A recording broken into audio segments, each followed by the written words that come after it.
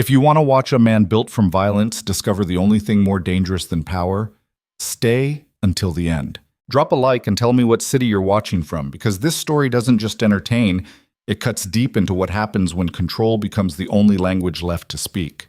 Duke Lucien Blackthorne stood alone on the eastern tower of his fortress, while winter fog crawled up the cliffs below. The northern province of Ravarin stretched beneath him like a kingdom carved from stone and obedience. 300,000 souls lived under his rule, and every single one understood the same truth. Crossing the Duke meant choosing death. He was 34 years old and looked like something forged in a furnace, then left to cool without ever learning warmth. Black hair cut military sharp, gray eyes that saw through lies before they finished forming on trembling lips.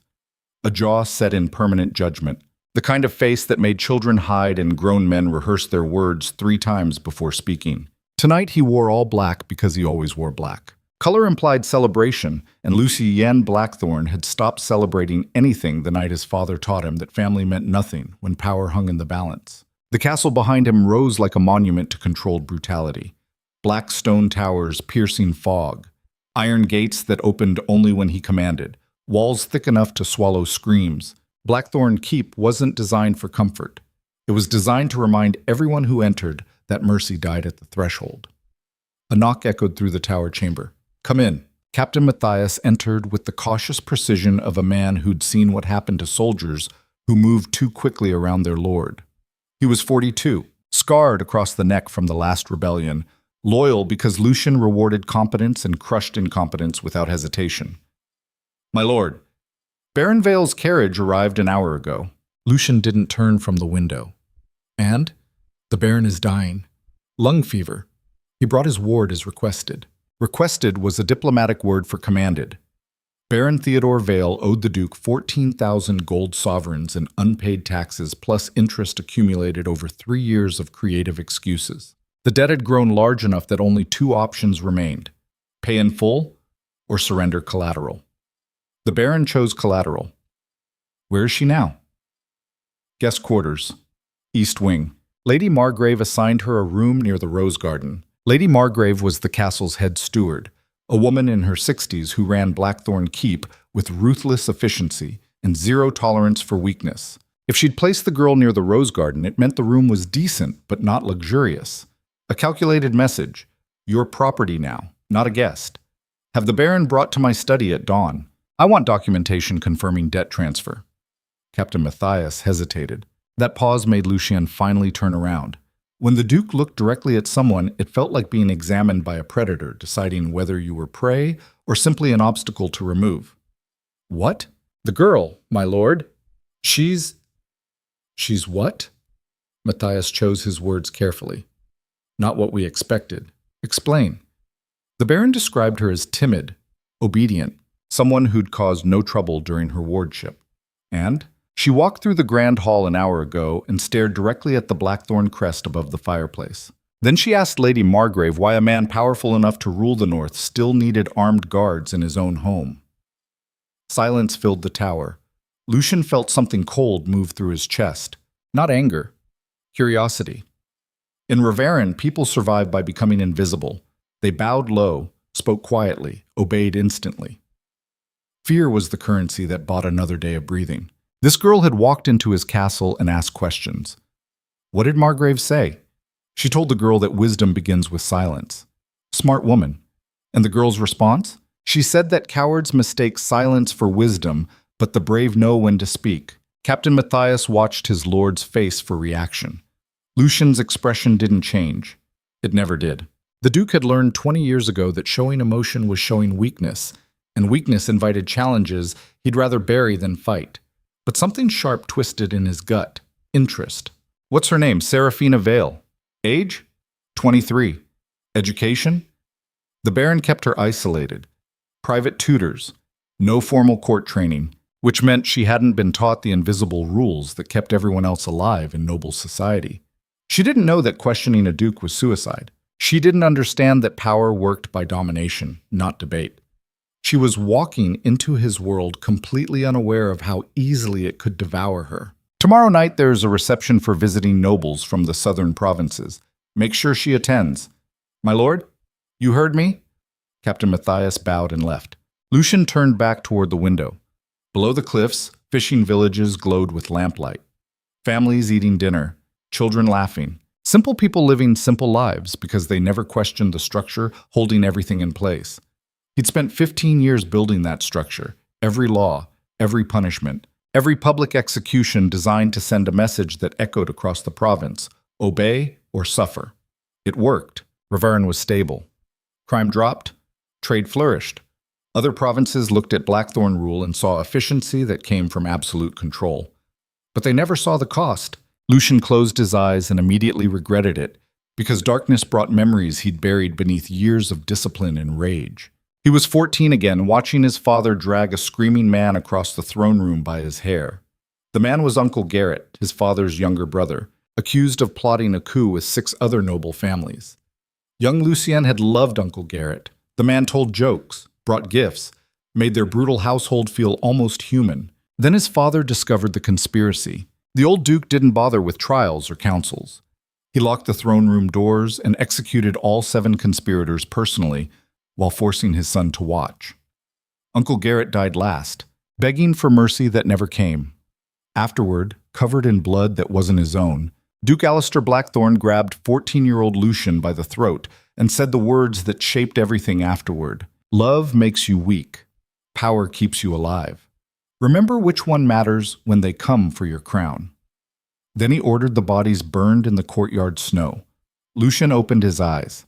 The memory tasted like ash and iron. He'd learned the lesson well. Too well. Over the years, he'd transformed from a boy who loved his uncle into a man who trusted no one, showed mercy to nothing, and ruled through calculated fear because sentiment was a blade that cut both ways. Ravarin was stable now, but Lucien couldn't remember the last time he'd felt anything except cold satisfaction when his enemies fell. Seraphina Vale stood at the window of her assigned chamber watching storm clouds gather over the northern mountains.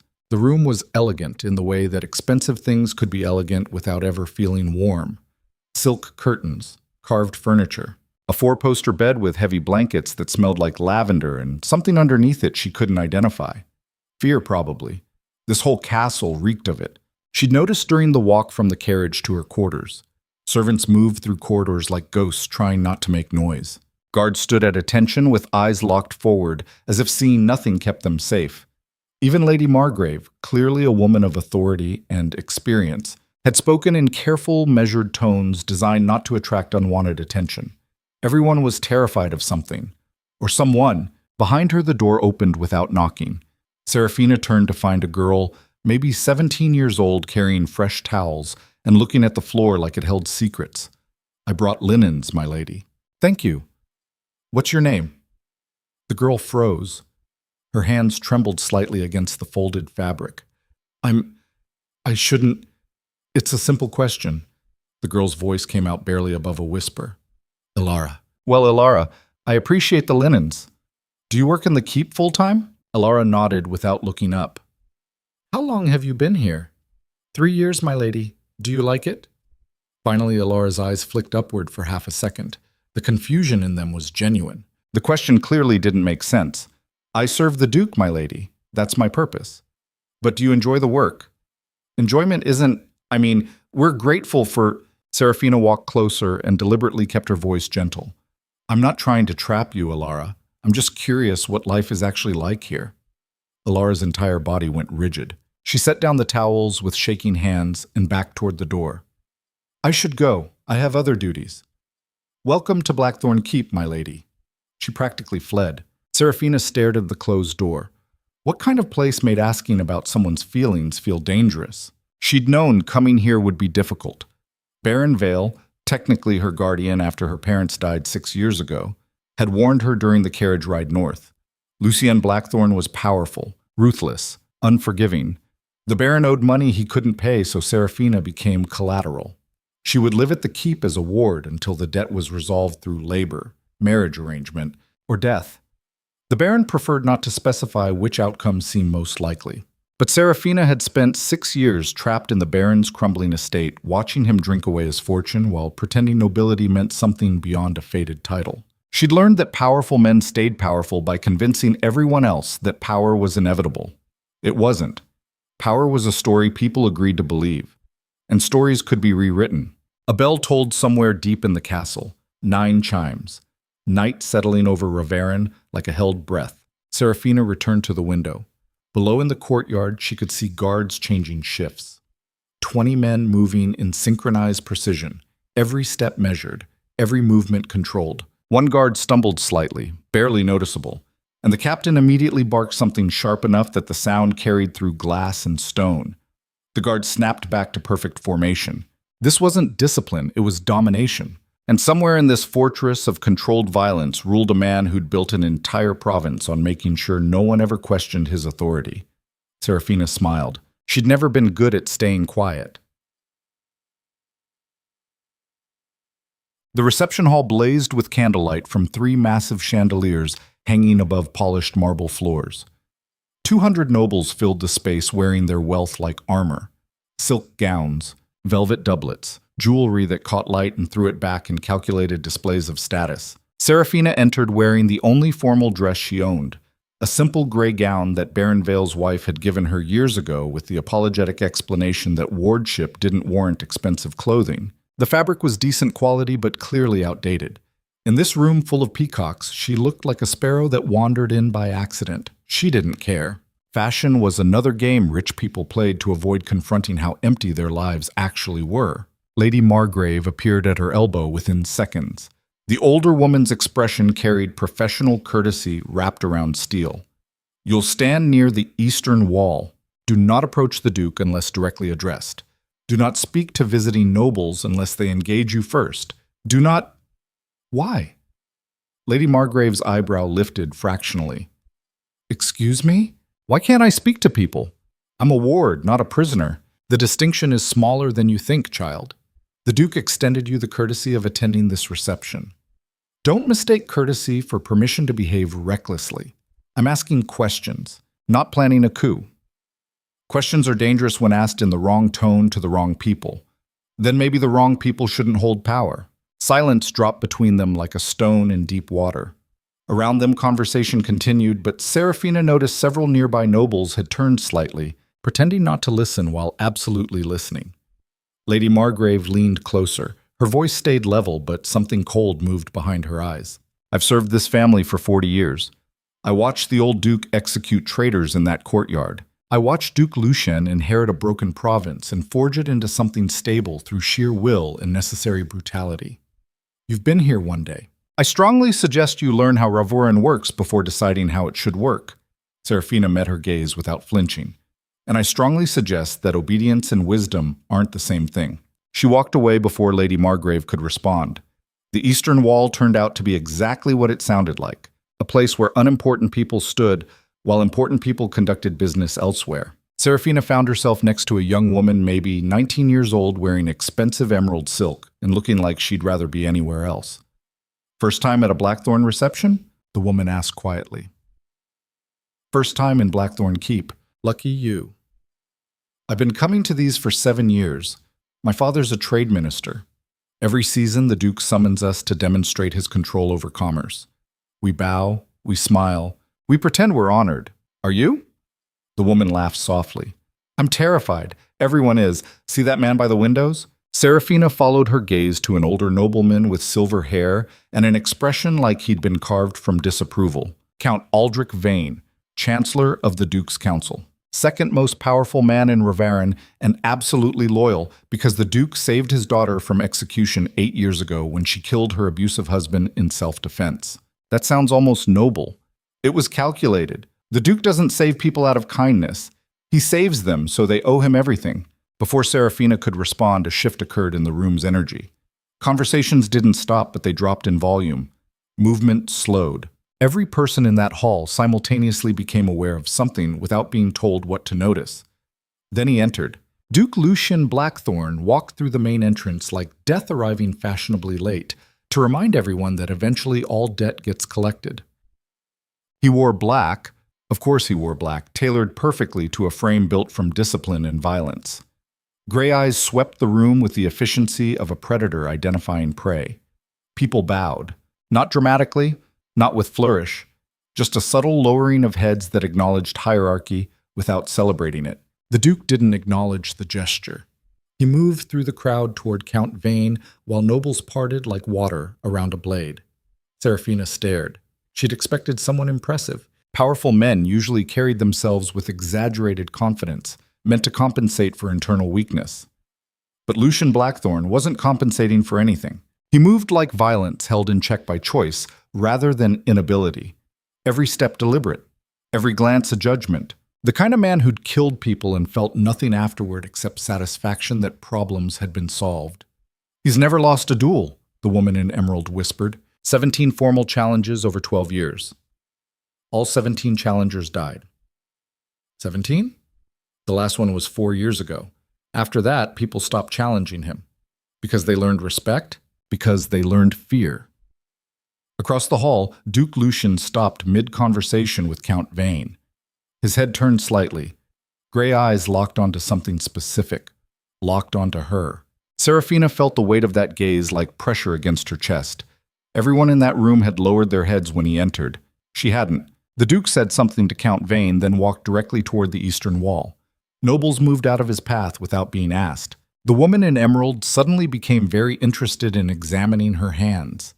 Lucien stopped 3 feet away. Up close, he was taller than she'd expected. Maybe 6'2". Broad shoulders that came from actual training, not decorative posturing. A scar along his jaw that suggested someone had once gotten close enough to cut him, and lived long enough to regret it. When he spoke, his voice carried no warmth, just cold efficiency. "You're Baron Vale's ward." It wasn't a question. Seraphina met his eyes. "I am. You didn't bow when I entered. I didn't realize we were in a church." Several nearby conversations stopped entirely. The woman in emerald made a sound like a strangled gasp. Lucien's expression didn't change. "That's your defense? Religious protocol?" "My defense is that respect should be earned through action, not demanded through tradition." Silence spread through the hall like spilled blood. Somewhere in the distance, a glass broke and nobody moved to clean it. The Duke studied her with the same attention he might give a weapon he was deciding whether to use or discard.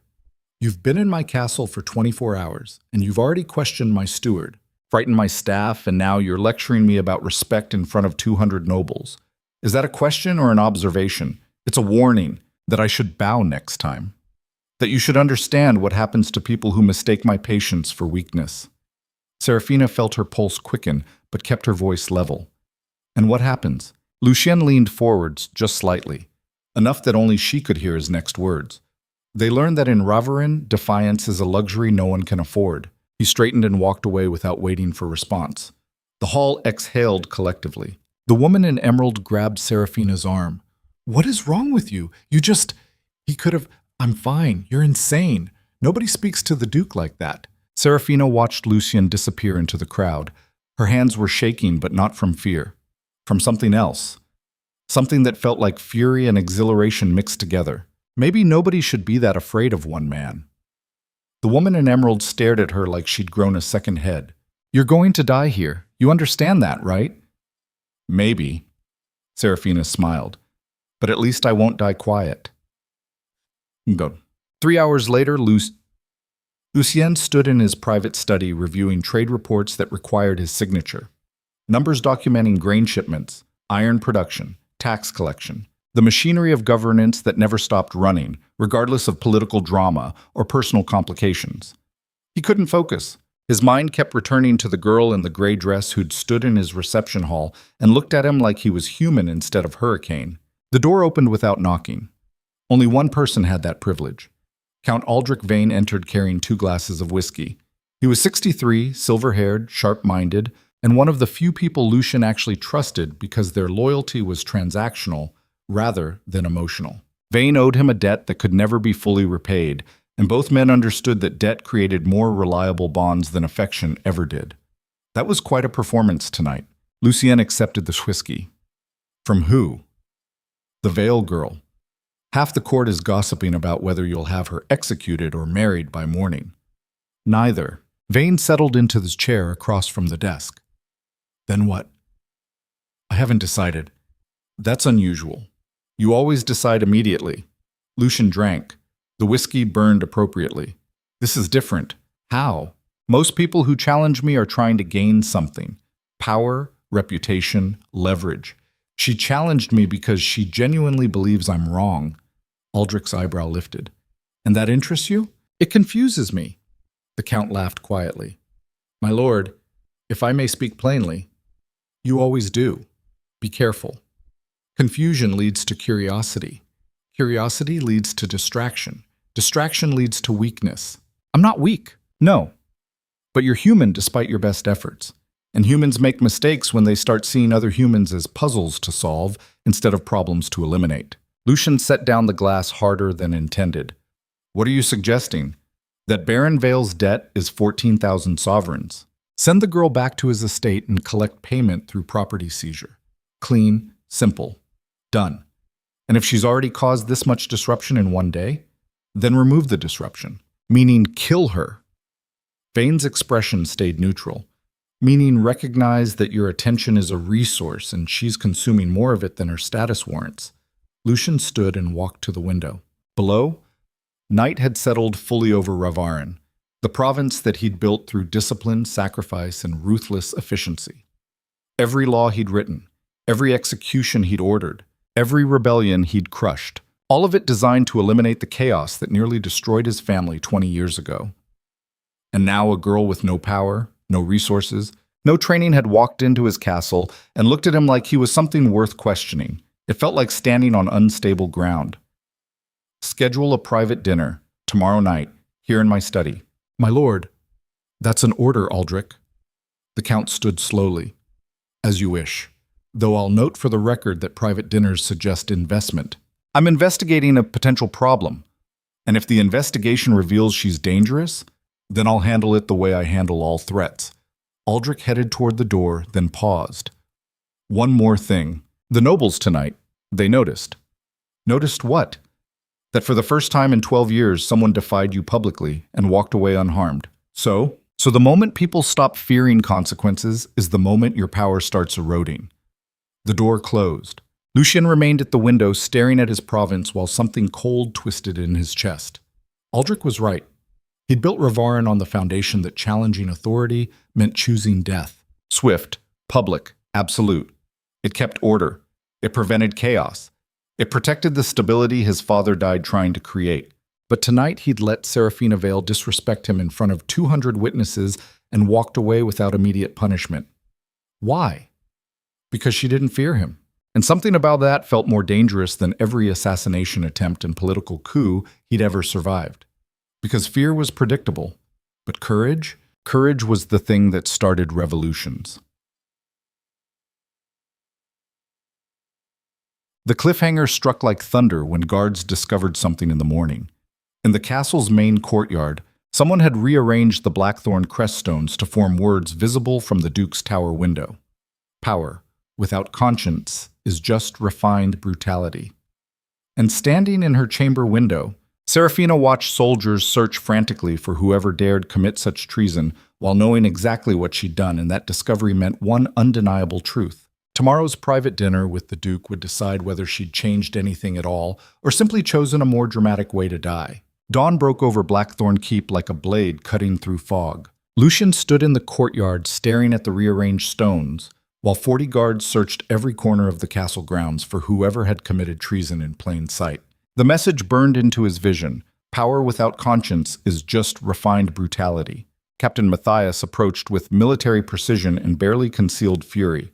My lord, we've questioned every servant on night duty. No one saw anything. Whoever did this knew our patrol routes. Lucien didn't respond immediately. His eyes traced each stone, calculating the time required to move them silently, the strength needed to position them exactly, the audacity required to leave a message visible from his private tower. This wasn't random vandalism. This was a declaration. Have the stones returned to their proper arrangement. Double the night watch. I want reports on every person who entered or exited the grounds between midnight and dawn. My lord, if I may, what about the Vale girl? What about her? She arrived 2 days ago, and suddenly someone's defacing Blackthorne symbols. The timing suggests nothing without evidence. Bring me facts, not speculation. Matthias bowed and withdrew, but Lucien caught the skepticism in his captain's expression. Everyone assumed the same thing. The outspoken ward who'd challenged him publicly was now escalating to property destruction. The logical conclusion was obvious, but logic and truth weren't always aligned. Lucien walked back inside while servants pressed themselves against walls to let him pass. He climbed the tower stairs to his study and found Count Aldrich already waiting with morning reports and coffee that smelled like it had been brewed hours ago. You saw the courtyard. It wasn't a question. Aldrich saw everything. I did. Creative vandalism, almost artistic. Lucien sat behind his desk. You think she did it? I think the evidence points in an obvious direction. Evidence points where we direct our attention. Did you arrange the dinner? Tonight at 8, private dining room adjacent to your study. I took the liberty of selecting the menu personally. Why? Because if you're going to interrogate someone, it's better to do it over decent food. Makes the whole experience feel less like an execution. I'm not executing her. Aldrich's eyebrow lifted fractionally. Then what are you doing? Lucien picked up a report about grain tariffs and pretended to read it, finding out who she actually is beneath the performance. And if you discover she's exactly what she appears, a reckless girl with no sense of self-preservation, then I'll send her back to Baron Vale and collect my debt through conventional means. The Count stood. You're lying to yourself, my lord, but I'll prepare the dinner as requested. After he left, Lucien sat in silence, surrounded by maps of Ravarin and ledgers documenting 15 years of carefully constructed control. Every decision he'd made since inheriting the duchy at 19 had served a single purpose: prevent the chaos that killed his father from ever returning. Alistair Blackthorne died because he trusted the wrong people. He showed mercy to family members who smiled while sharpening knives behind their backs. The coup attempt didn't succeed, but it fractured the province so severely that young Lucien inherited a kingdom on the edge of civil war. He'd spent 5 years brutally consolidating power, executing traitors, crushing dissent, building a system where fear prevented violence before it started.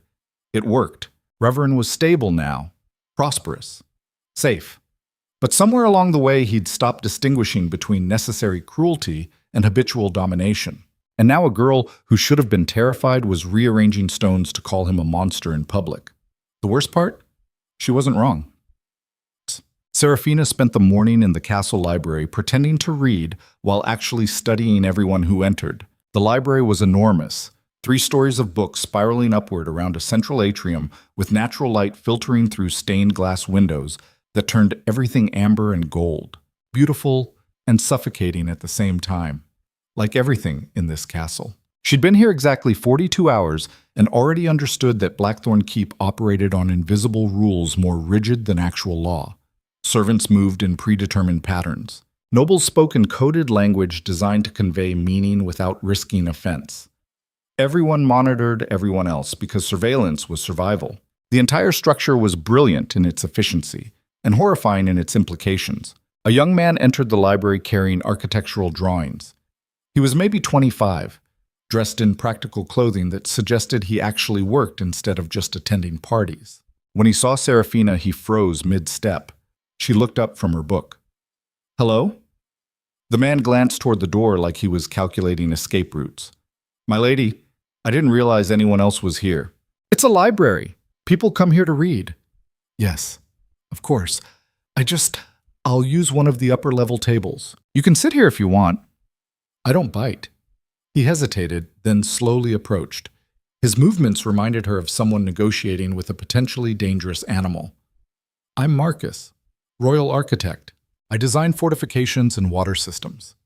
Seraphina, royal ward. I design problems, apparently. Marcus almost smiled. Almost. Then caught himself. I heard about last night, the reception. Let me guess. Everyone's horrified I'm still breathing. More like everyone's confused. The Duke didn't have you thrown from the cliffs. Is that his usual approach to criticism? Marcus set down his drawings carefully. Duke Lucien doesn't tolerate criticism. He tolerates competence, loyalty, and obedience. Everything else is noise he eliminates.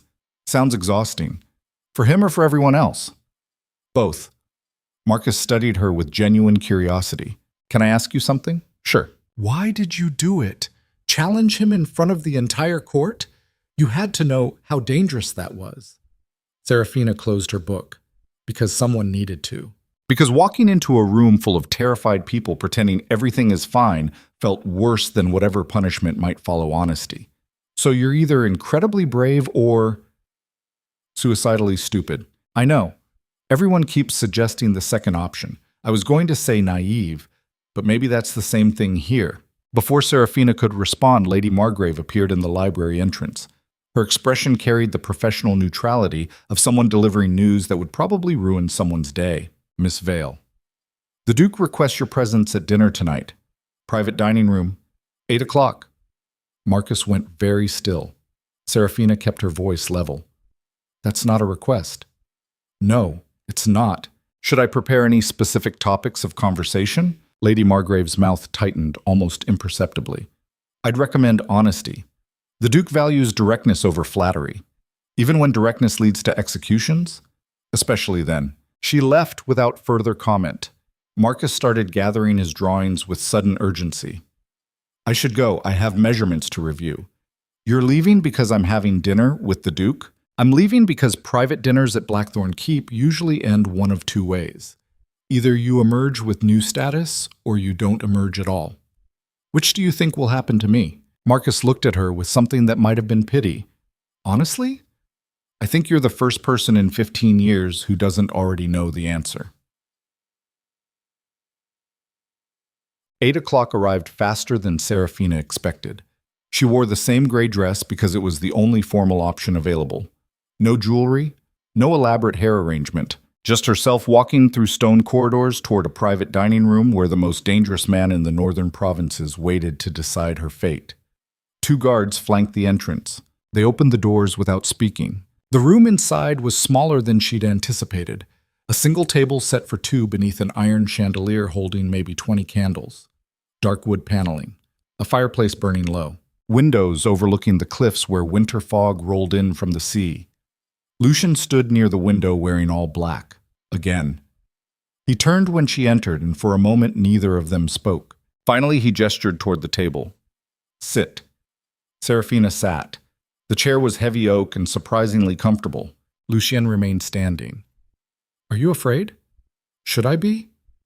Most people would be. I'm not most people. No, you're definitely not. He moved to the opposite chair and sat with controlled precision. A servant appeared from a side door carrying wine and appetizers, some kind of roasted vegetables with herbs that smelled better than anything Seraphina had eaten in months. The servant poured wine and vanished. Lucien didn't touch his glass. Tell me about the courtyard. Seraphina met his eyes. What about it? The message. The stones. The rather pointed commentary about my leadership style. You think I did that? Everyone thinks you did that? What do you think? Lucien leaned back slightly.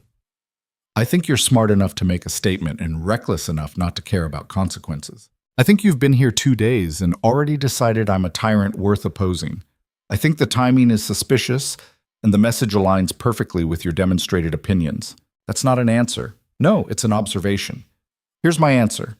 I don't know if you did it, but I know you're capable of it. Seraphina reached for her wine. If I had done it, would we be having dinner, or would I be in your dungeons? We don't have dungeons. Too medieval.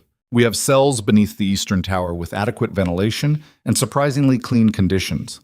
How progressive. I prefer efficient. Seraphina drank. The wine was excellent. So why am I here?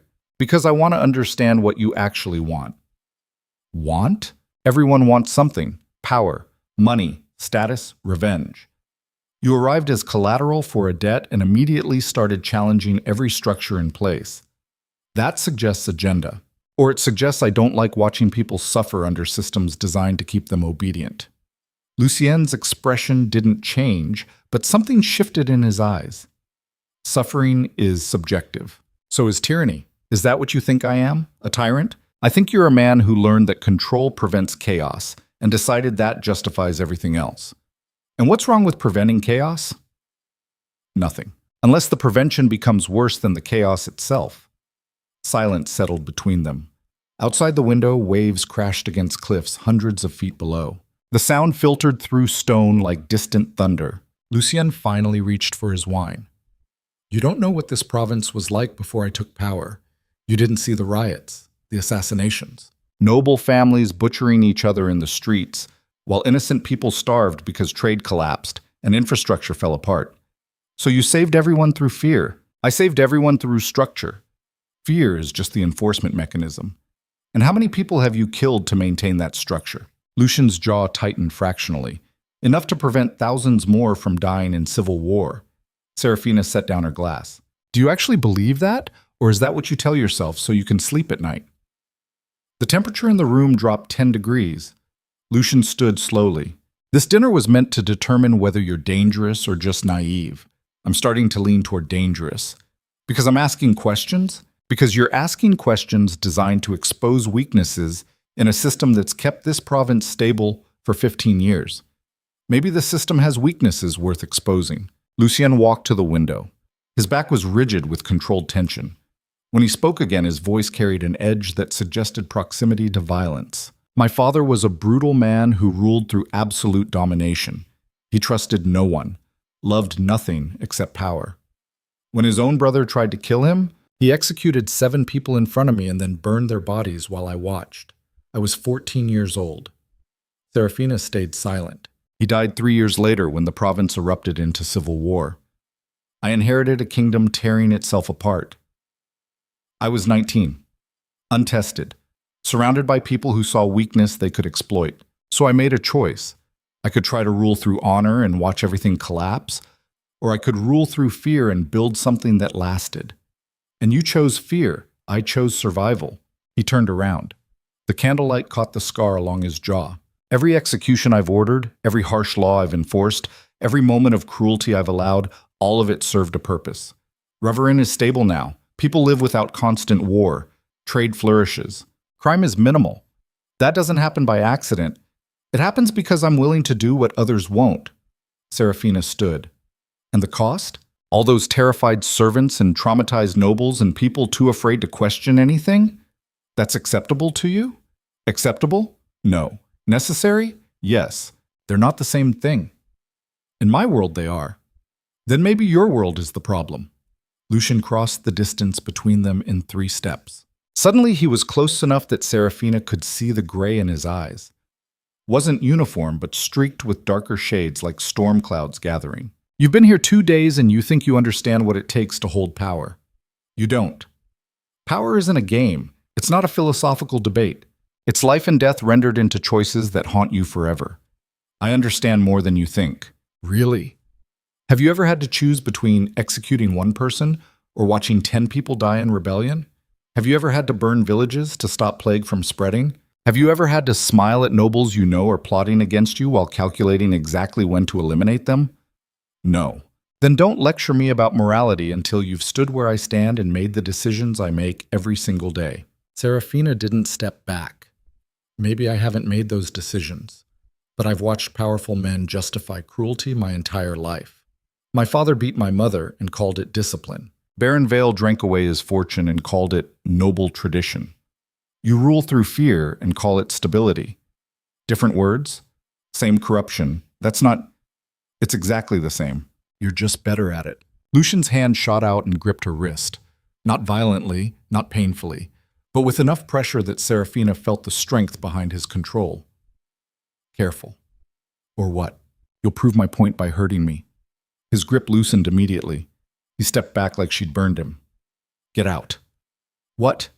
Get out of this room before I do something we'll both regret. Seraphina rubbed her wrist. You asked me here to find out who I am. Now you know. I'm someone who won't pretend your cruelty is wisdom just because it's efficient. She walked toward the door, then paused. For what it's worth, I believe you saved Reverin. I believe you did what you thought was necessary. But somewhere along the way, you stopped questioning whether necessary was the same as right. The door closed behind her. Lucien stood alone in the dining room, surrounded by untouched food and burning candles. His hand trembled slightly, something that hadn't happened in years. She'd looked at him like he was human, not a duke, not a tyrant, not a symbol of power. Human. And somehow that felt more dangerous than every assassination attempt he'd survived combined. 3 days passed. Seraphina didn't see the Duke again, but she felt his presence everywhere. Guards watched her movements. Servants reported on her conversations. Even Marcus the architect stopped visiting the library when she was there. The entire castle had decided she was dangerous. They weren't wrong. On the fourth morning, Lady Margrave summoned her to the administrative wing. The older woman's expression carried professional neutrality, stretched thin over something that might have been concern. "The Duke has made a decision regarding your wardship." Seraphina's pulse quickened. "And you're being assigned official duties, educational oversight for the castle's children, 3 hours daily. You'll report to Sister Catherine in the Western Tower. That's not a punishment." "No, it's not." Seraphina studied her face. "Why would he give me responsibilities after I challenged him publicly and insulted him privately?" Lady Margrave's mouth tightened. "Because Duke Lucien is more complicated than you give him credit for. He values competence even when it comes wrapped in defiance. Or he's keeping me close to monitor threats." Perhaps. Or perhaps he recognized something in you worth preserving. Before Seraphina could respond, alarm bells shattered the morning quiet. Deep iron clangs that echoed through stone corridors like heartbeats of a dying giant. Lady Margrave went pale. "That's the emergency signal." They ran toward the main hall where chaos erupted in controlled bursts. Guards mobilizing. Servants evacuating to interior chambers. Nobles demanding information in panicked voices. Captain Matthias stood at the center barking orders. All non-essential personnel to safe rooms. Combat units to defensive positions. Someone find the Duke immediately. Seraphina grabbed a passing guard. "What's happening?" The guard's face was rigid with fear. "Rebellion forces. House Viridian brought an army. They're at the main gates." "How many?" The guard swallowed hard. "Thousands." Across the hall, Lucien appeared through the crowd like a blade cutting through fog. He wore armor now, black plate etched with the Blackthorne crest. A sword hung at his hip that looked like it had tasted blood recently and wouldn't mind more. His eyes swept the chaos, then locked onto Seraphina. For one impossible moment, everything else disappeared. Then he turned to Captain Matthias. "How long until they breach the outer walls?" 20 minutes if they have siege equipment. Maybe less. "Evacuate all non-combatants to the inner keep. Seal the secondary entrances. I want archers on every tower and oil ready to pour when they reach the gates. My lord, this is a coordinated assault. Viridian didn't march an army here without inside help. Someone gave them our defensive positions." Lucien's expression went cold as winter death. "Then we have a traitor. Find them. Now." Matthias ran. Lucien started toward the armory, then stopped. He looked back at Seraphina standing alone while nobles fled around her. "You should evacuate with the others. And hide while people die defending this castle? This isn't your fight." Seraphina walked closer. "You're right, it's not. But I'm not hiding while—" An explosion shook the foundations. Somewhere outside, fire bloomed orange against gray sky. Screams echoed through stone. Lucien grabbed her arm and pulled her toward the interior corridors. "Move, now. I can help. You can survive. That's the only thing that matters right now." They ran through hallways filling with smoke while the sounds of war crescendoed outside. Lucien pulled her into a hidden passage behind a tapestry that depicted the first Blackthorne Duke claiming the northern provinces through conquest. Inside the passage was narrow and dark. Lucien faced her. His voice dropped to something raw beneath the command. "Listen to me carefully. This passage leads to the underground waterways. Follow them west until you reach the cliffs. There's a boat hidden in the caves. Take it. Row south until you reach Merchant's Landing. From there, I'm not running. Seraphina, I'm not running while you fight a war that might have started because of me. This has nothing to do with you. Viridian has wanted my territory for years. But the timing, right after I arrived, coincidence. You don't believe in coincidence. Another explosion, closer this time. The passage walls trembled. Lucien's hands gripped her shoulders. Whatever happens today, you need to understand something. I've made terrible choices. I've hurt people. I've ruled through fear because I didn't know another way. But you... He stopped. His jaw clenched with effort to say something that clearly didn't come easily. You made me question everything I built, and I hate you for it. But I also... The wall exploded inward. Stone and fire and screaming metal filled the passage. Lucien threw himself over Seraphina as debris rained down. When the dust cleared, they were both alive but trapped with enemy soldiers pouring through the breach carrying swords still wet from killing Blackthorne guards. The leader was a man maybe 40 years old wearing House Viridian colors, green and gold. He smiled when he saw Lucien. Duke Blackthorne. How convenient. We were going to siege the keep for days. Instead, you delivered yourself like a gift. Lucien stood slowly. His hand went to his sword. The Viridian captain laughed. 6 against 1. Even for you, those are bad odds. Lucien drew his blade. Then you better kill me fast because I'm taking at least 4 of you with me. Seraphina's mind raced. 6 soldiers. 1 escape route. No weapons, except... Her hand closed around a piece of broken stone. Sharp edges. Maybe 2 pounds. Not much, but enough. She stood. The Viridian captain noticed her for the first time. And who's this? The Duke's latest conquest? Lucien's voice went lethal. Touch her and I'll make sure you die screaming. Bold words from a dead man. The soldiers advanced. Seraphina threw the stone directly at the captain's face. He ducked instinctively, and Lucien attacked. What followed was violence rendered into art. Lucien moved like something built specifically for killing. His sword cut through the first soldier before the man could raise his blade. Blood sprayed across stone. The second soldier died faster. The third managed to block 1 strike before Lucien's knee shattered his ribs and the sword found his throat. 3 dead in seconds. The remaining soldiers hesitated. That hesitation killed them. Lucien finished the 4th and 5th before they could coordinate a defense. The Viridian captain tried to run, but Lucien caught him by the collar and slammed him against the wall hard enough to crack stone. Who betrayed me? Who gave you the castle defenses? The captain spat blood. You're already dead. Your whole line is dead. Viridian will rule Raverin by morning. Lucien's sword pressed against his throat. Names. Now. The captain smiled through broken teeth. Go to hell. Lucien drove the blade home. The body dropped.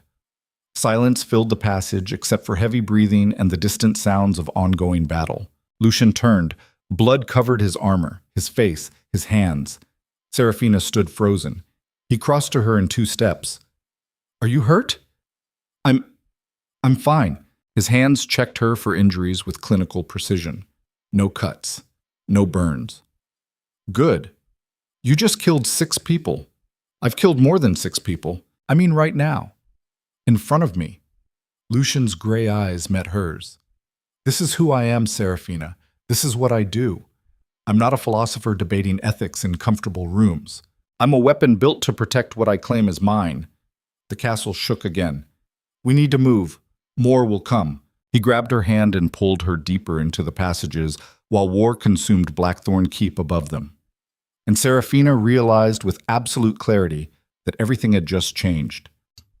Because the man she'd challenged over dinner had just killed to protect her without hesitation. And somewhere in the smoke and blood and chaos, she'd stopped seeing him as the enemy and started seeing him as something infinitely more dangerous. Someone worth saving, even if saving him meant walking straight into the fire herself. The underground passages smelled like salt water and old blood. Lucien pulled Seraphina through darkness, lit only by occasional torch sconces mounted in stone walls that hadn't seen maintenance in decades. Behind them, the sounds of battle grew more distant but no less terrible. Screams, metal on metal, the deep bass rumble of collapsing structures. Raverin was burning and Lucien couldn't stop moving long enough to watch it die. His mind calculated while his body operated on instinct honed through years of combat. 6 soldiers dead in the passage. That meant Viridian knew about the hidden routes, which meant someone inside Blackthorne Keep had provided detailed architectural intelligence, which meant the traitor wasn't just feeding information. They'd been planning this assault for months. How many more would come through those passages? How many loyal guards were already dead? How long before the inner keep fell and everything he'd built collapsed into the same chaos that killed his father? Seraphina stumbled and Lucien caught her without breaking stride. Keep moving. Where are we going? War room. Eastern wing. If we can reach it before Viridian takes the main corridors, we might salvage this. Salvage what? They brought an army. Then I'll kill an army? His voice carried absolute certainty. Not bravado. Just cold calculation. He'd killed before. He'd kill again. Mathematics rendered into violence. They emerged from the passages into a corridor Lucien recognized, 2 levels below the grand hall. Smoke drifted through the air, carrying the acrid stench of burning wood and something worse. Burning flesh, probably, Bodies left in hallways after soldiers swept through eliminating resistance. Lucien moved faster. The war room door appeared ahead, reinforced oak banded with iron. Still intact, still defendable. He reached for the handle and froze. Blood pooled beneath the door, fresh, still spreading. Behind him, Seraphina saw it too. Her breath caught. Lucien drew his sword and kicked the door open. The war room looked like an abattoir.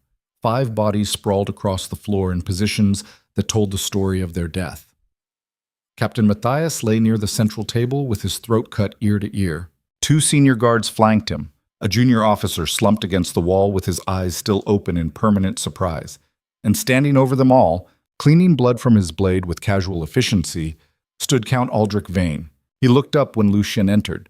His silver hair was immaculate despite the carnage. His expression carried the mild interest of someone examining weather patterns rather than corpses he'd personally created. "My lord, I was wondering when you'd arrive." Lucien's world tilted sideways. 20 years of carefully constructed reality collapsed into a single moment of absolute comprehension. Aldrich had served his father, trained him, guided him through the chaos after the old Duke's death. Every decision, every strategy, every brutal choice that built Rivaren's stability. All of it shaped by the man now standing in a room full of bodies. Seraphina moved slightly behind Lucien. He stepped sideways to block her from Aldrich's line of sight, while his mind raced through 15 years of memories searching for the moment he'd missed. The tell. The inconsistency. The fracture that should have revealed treachery before it metastasized into this. "You killed Matthias." Aldrich wiped the last of the blood from his sword. "I did." He was about to discover evidence of my involvement with House Viridian. Couldn't allow that. "How long?" "How long what? How long have you been planning this?" Aldrich smiled. "Since the day your father died and you inherited a broken province at 19 years old. Since the moment I realized a traumatized boy could be shaped into exactly the kind of ruler I needed." The words landed like physical blows. Lucien's hand tightened on his sword grip. "You've been manipulating me for 15 years. Manipulating is such an ugly word. I prefer guided. Every harsh law you enacted, every execution you ordered, every moment of calculated cruelty that made you the most feared duke in the north. I helped design all of it." "Why?" Aldrich gestured around the room. "Because fear creates predictable responses. Terrified populations don't rebel. They obey. And obedient populations are easy to control when you remove the figurehead they fear. You wanted them afraid of me so they'd accept you when I died. Not just accept. Beg for. You see, Duke Lucien, you've spent 15 years becoming the monster everyone expects. Ruthless, merciless, alone. And monsters don't inspire loyalty. They inspire the desperate hope that someone better might replace them." Lucien felt something cold spreading through his chest. This wasn't rage. This was the specific horror of realizing your entire life had been someone else's design. Every piece of advice Aldrich ever gave, every strategic recommendation, every time he'd encouraged Lucien to choose violence over mercy. It had all served this single purpose: create a duke so brutal that his death would seem like liberation. Seraphina's voice cut through the silence. "You saved his daughter 8 years ago. He told me you earned his loyalty." Aldrich laughed. "I didn't have a daughter. That was theater designed to explain why I stayed close when other nobles fled. Duke Lucien needed to believe someone was loyal out of gratitude rather than calculation. Gave him comfort during those long nights when guilt almost consumed him." Lucien's jaw clenched. "The Battle of Raven's Pass. You recommended we execute the surrendering soldiers because mercy would have made you look weak. Weakness invites challenge. I needed you strong enough to hold power, but isolated enough that removing you would create minimal resistance. The river forts. You suggested we flood the lower districts to stop the plague, necessary to demonstrate your willingness to sacrifice peasants for the greater good. Made the nobility trust that you'd protect their interests over common welfare. The tax reforms that starved the southern villages, economic pressure to prevent uprising, worked beautifully.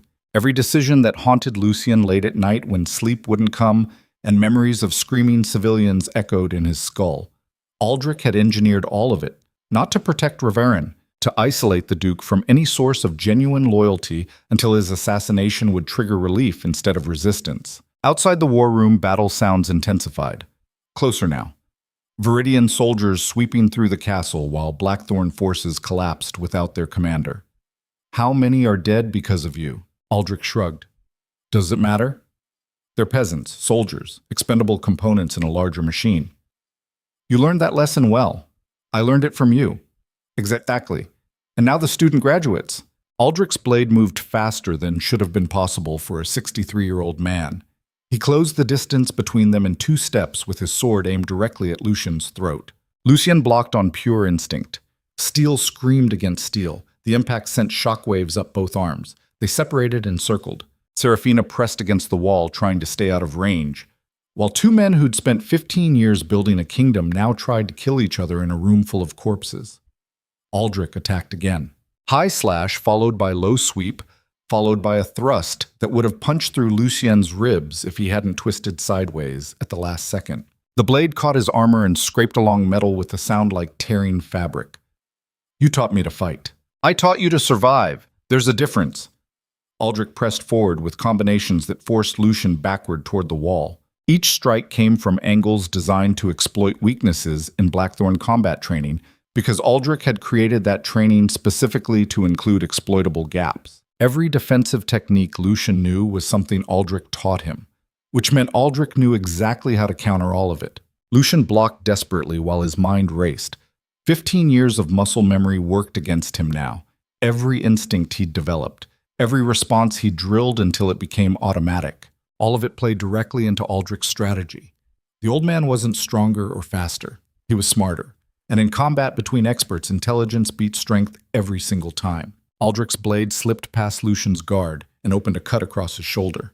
Not deep, not fatal, but proof that the next one would be. You're predictable, my lord. I made sure of that.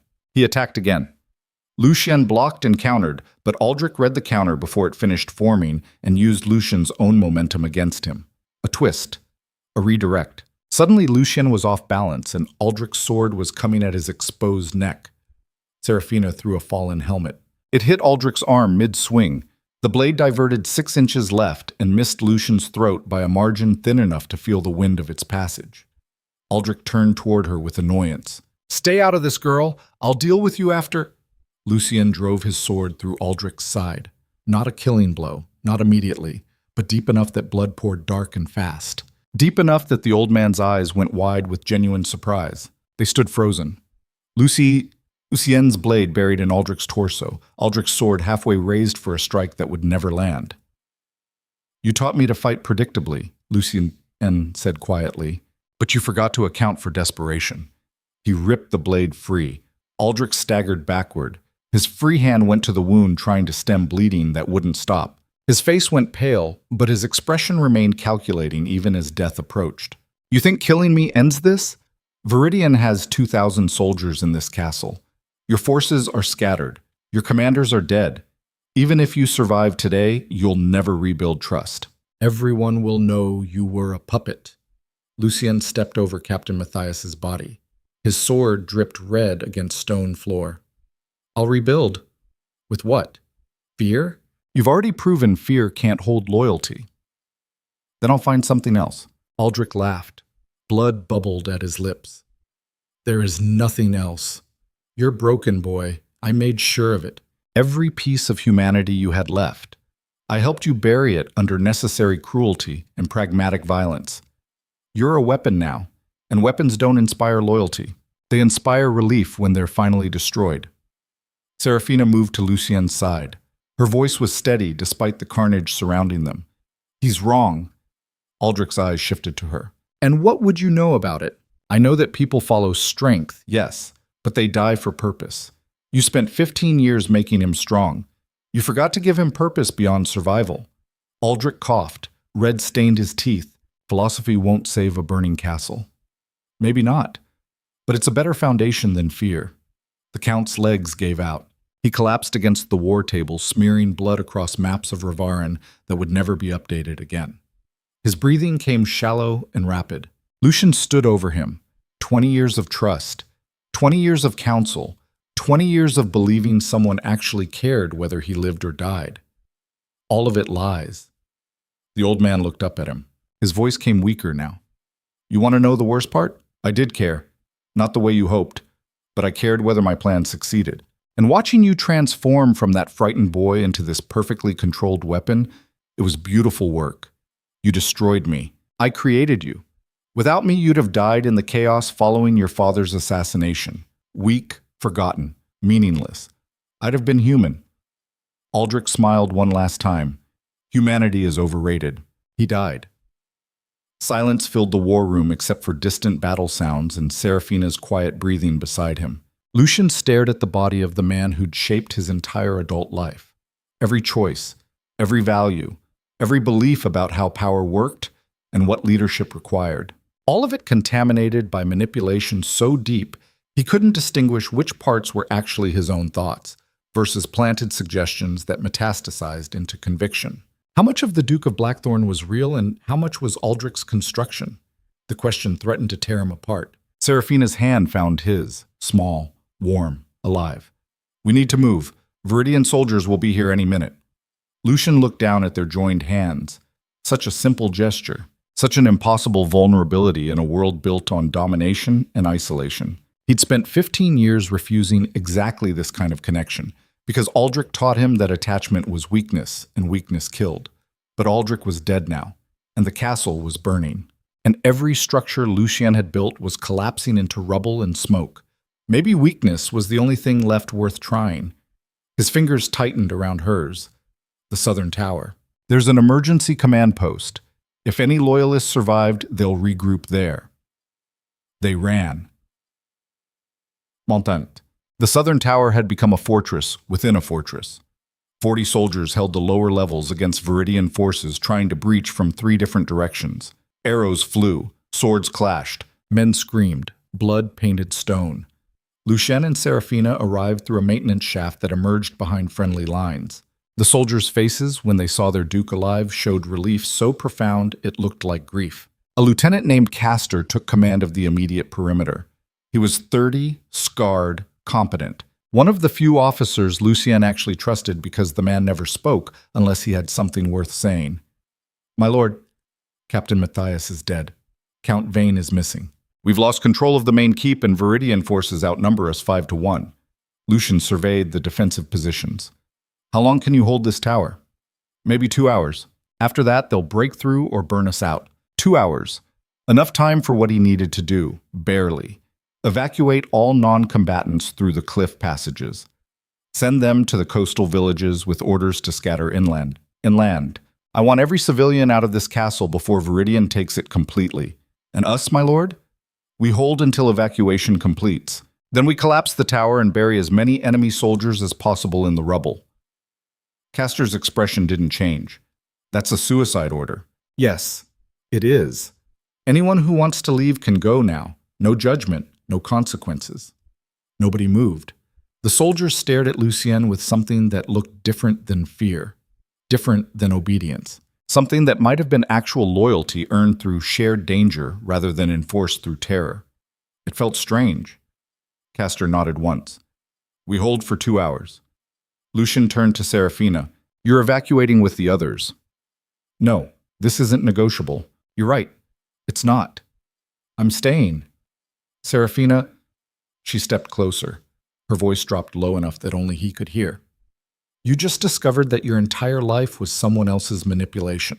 Your castle is burning, your people are dying, your system is collapsing. If you think I'm leaving you alone right now, you don't know me at all. Lucien felt something crack inside his chest.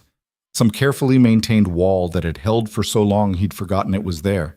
Behind it was grief, rage, fear.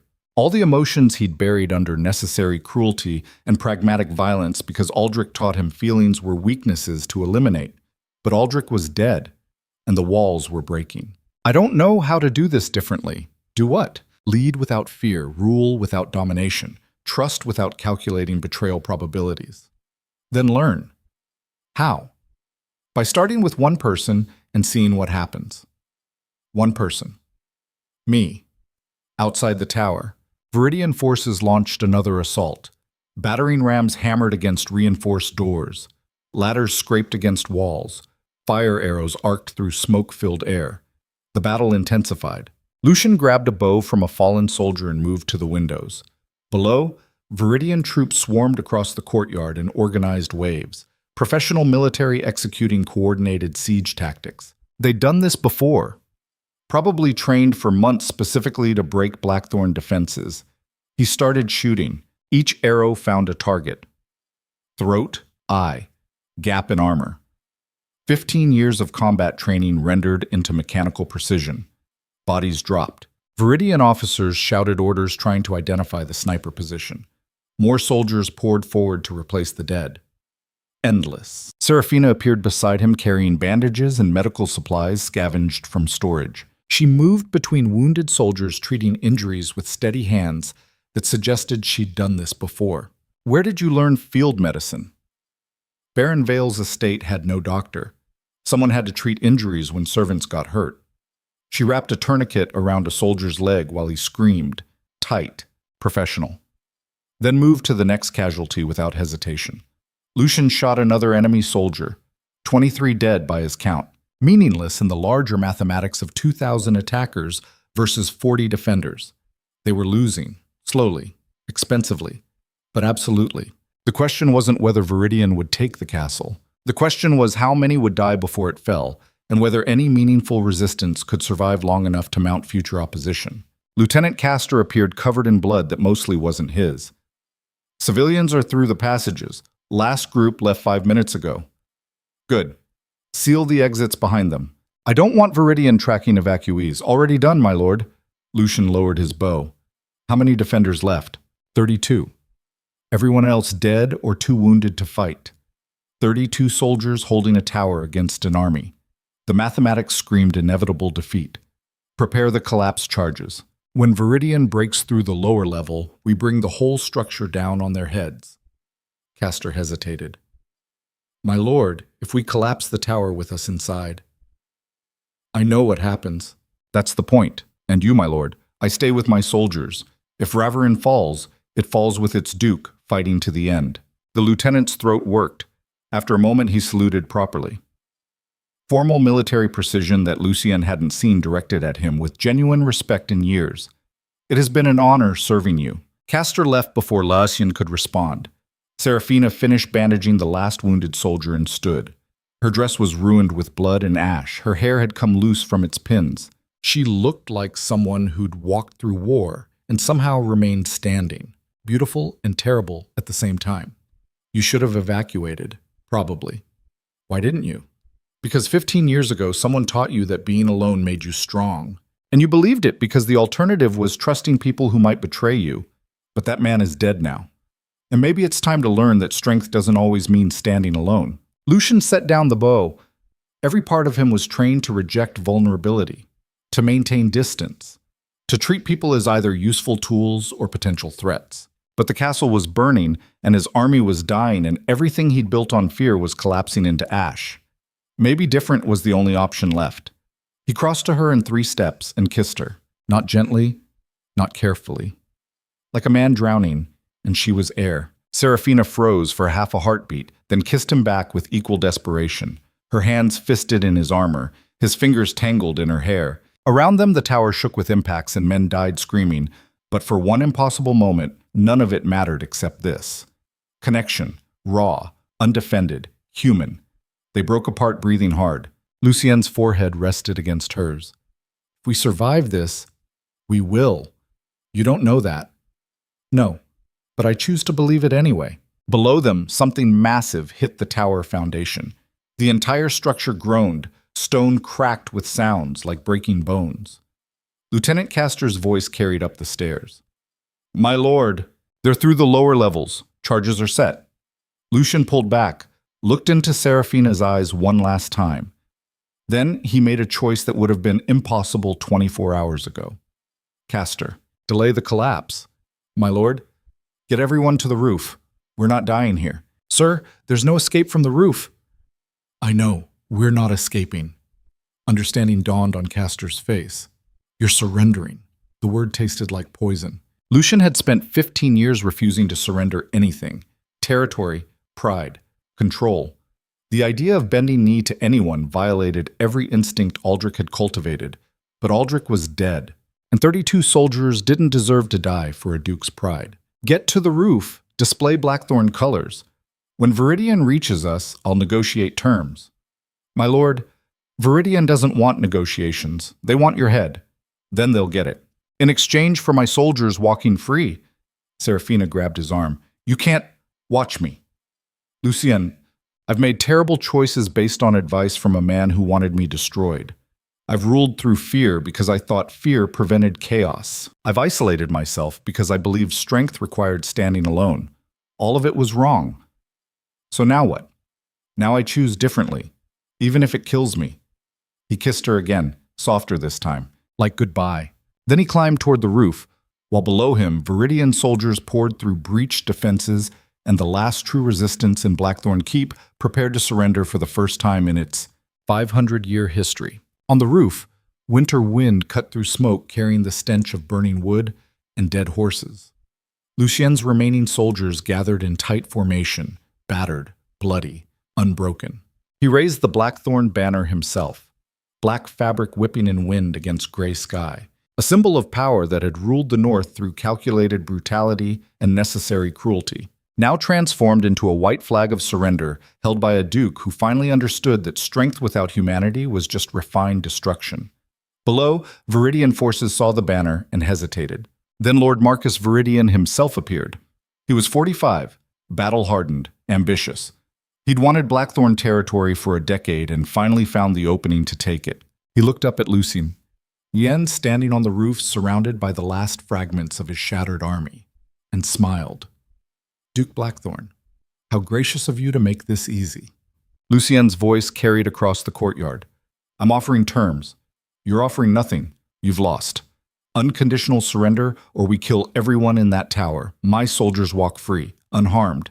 In exchange, I'll surrender myself without resistance. Viridian laughed. Why would I accept those terms when I can simply kill you all?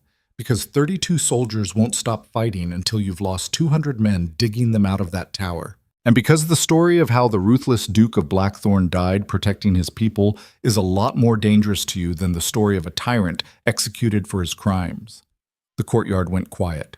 Viridian studied him with calculating eyes. You've ruled through fear for 15 years. Why the sudden conscience? Because I finally learned the difference between strength and brutality. Viridian considered. Around him, his officers waited for orders.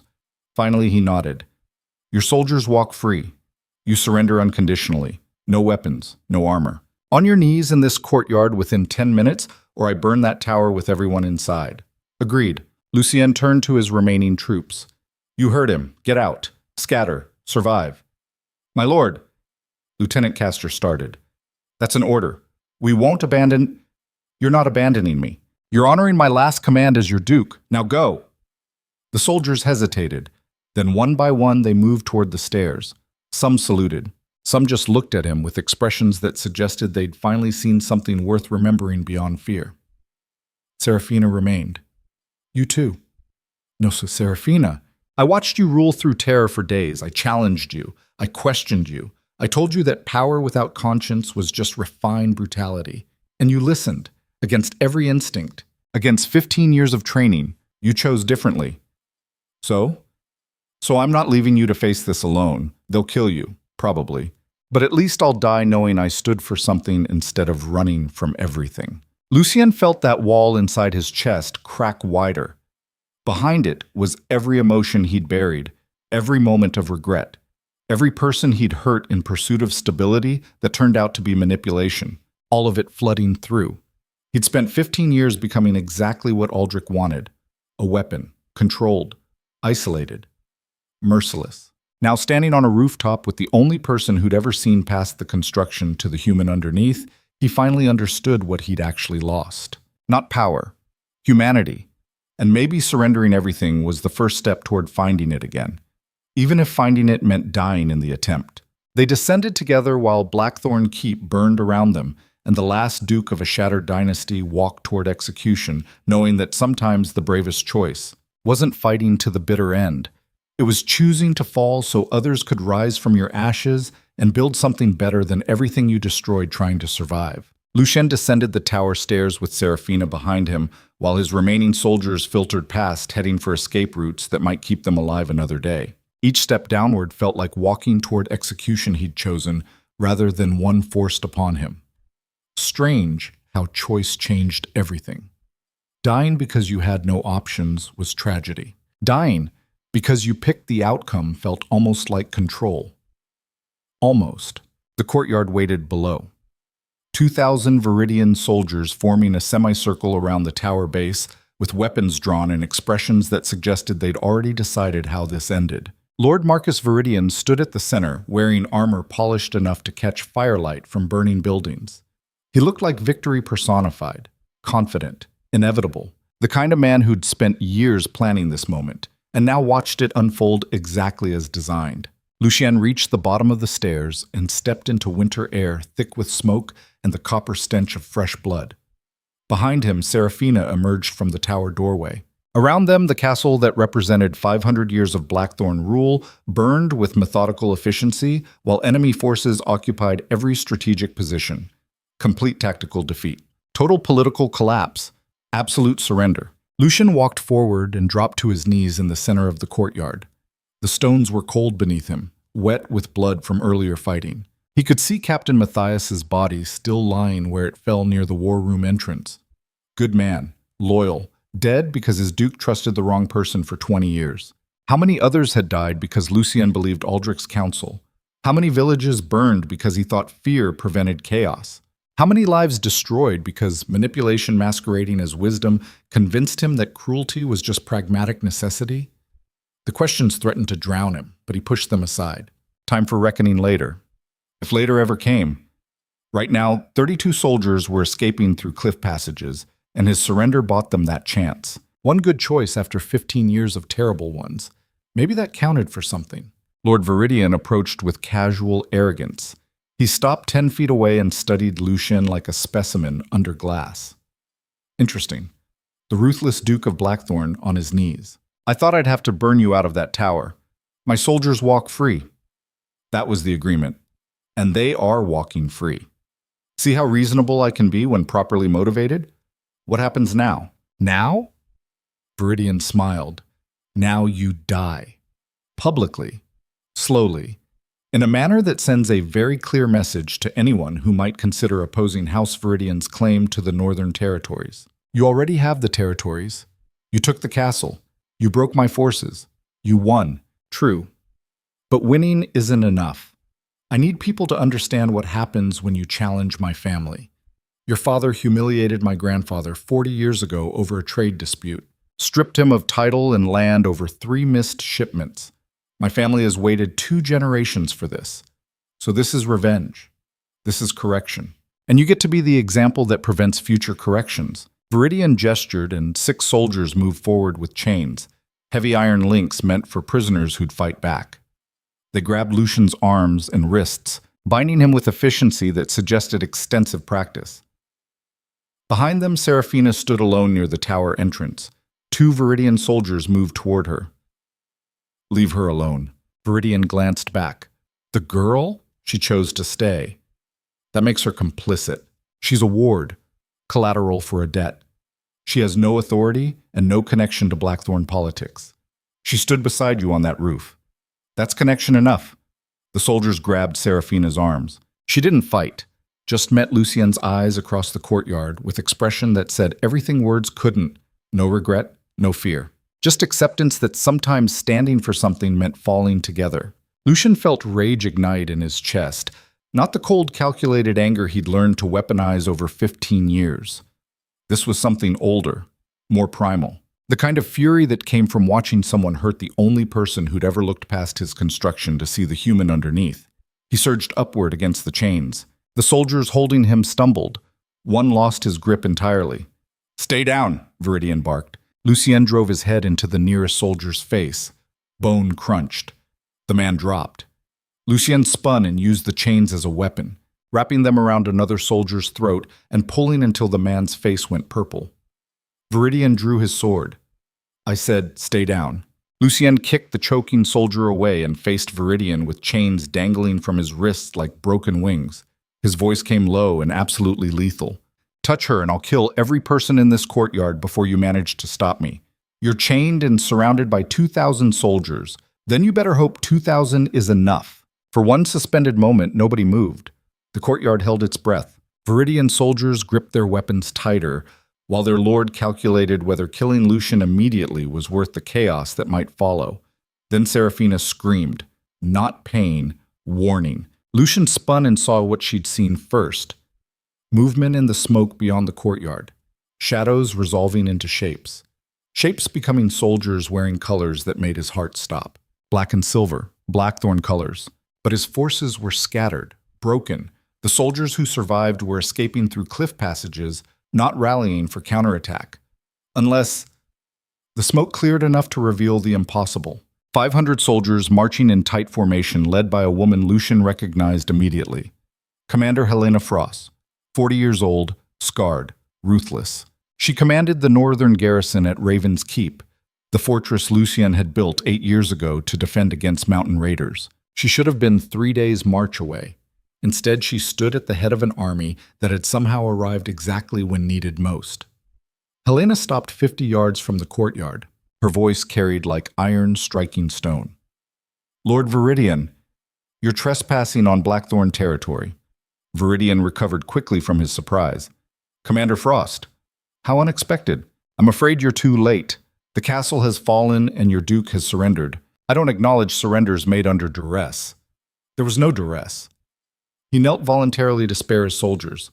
Helena's expression didn't change. Then he's an even better commander than I thought. But his surrender doesn't transfer authority to you. Blackthorne law states that in the event of the Duke's incapacitation, military command defaults to the ranking garrison commander. You're not the ranking. I am now. General Marcus Thorne died defending the eastern walls 2 hours ago. That makes me senior officer, which means this castle and everyone in it falls under my jurisdiction. Viridian's confident smile faltered.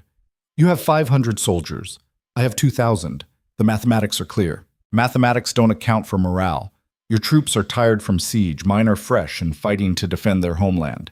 Your supply lines stretch back across hostile territory. Mine are 10 miles away in fortified positions. You might win this fight, but it'll cost you 1,000 casualties and 3 more days of combat. Is holding this castle worth that price? The courtyard went silent except for crackling fire and distant sounds of collapsing structures. Lucien watched Viridian calculate. The man wasn't stupid. He'd achieved his objective, humiliating Blackthorne and seizing territory. Holding it against a prolonged military campaign would be exponentially more costly than the initial assault. Plus, Helena Frost had a reputation. She'd held Raven's Keep against raiders for 8 years without losing a single battle. Underestimating her was suicide. Viridian's grip on his sword tightened, then relaxed. Very well. Withdraw your forces and we'll discuss terms. No terms. You leave. Now. Every soldier. Every piece of equipment. You have 1 hour to clear Blackthorne territory or I start killing everyone still here at 61 minutes. That's not negotiation. You're absolutely right. It's not. Helena gestured and her 500 soldiers moved into combat formation. Archers knocked arrows. Infantry lowered spears. Cavalry positioned at the flanks. Professional. Disciplined. Ready. Viridian looked at his own forces. Exhausted from hours of fighting. Spread throughout the castle in occupation positions rather than defensive formations. Vulnerable. He'd won the battle but was about to lose the war. His jaw clenched. This isn't over. Yes, it is. Viridian turned to his officers. Sound the withdrawal, my lord. That's an order. The Viridian soldiers began pulling back, slowly at first, then faster as Helena's forces advanced. Within 20 minutes, the courtyard cleared. Within 40, they'd abandoned the castle entirely and begun marching south toward their own territories. Helena waited until the last enemy soldier disappeared beyond the gates before approaching Lucien. She drew a knife and cut the chains binding his wrists. My lord, are you injured? Lucien rubbed feeling back into his hands. Nothing permanent. How did you know to come? We didn't. We were already en route when the attack happened. Why? Helena glanced toward Seraphina, then back to Lucien. 3 days ago, a message arrived at Raven's Keep, anonymous.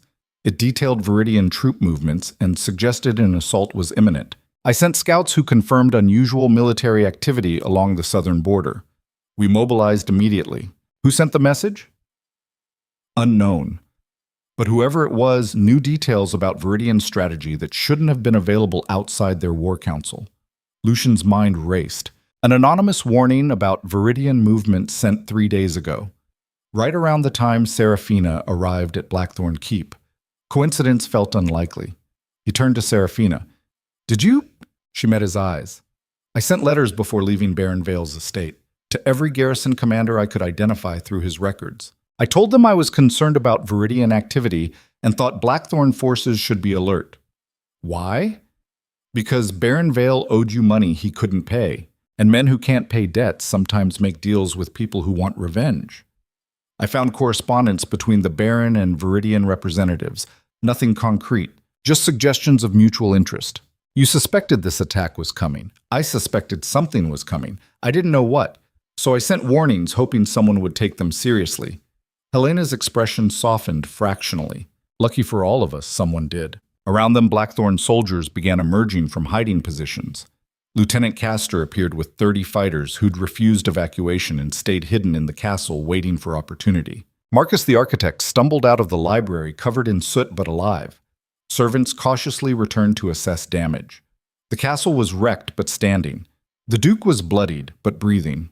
The dynasty survived. Barely. Lucien surveyed the destruction. Bodies scattered across courtyards. Entire wings reduced to charred stone. The grand hall where he'd ruled for 15 years was a smoking crater. Everything Aldrich helped him build, the structures of fear and domination and calculated cruelty, all of it lay in ruins. And somehow that felt appropriate. You can't rebuild the same thing on top of ashes and expect different results. Sometimes collapse was necessary to create space for something better. Helena moved beside him. My lord, we need to discuss command structure going forward. With Captain Matthias dead and Count Vane dead also. Helena's eyebrow lifted. Aldrich is dead?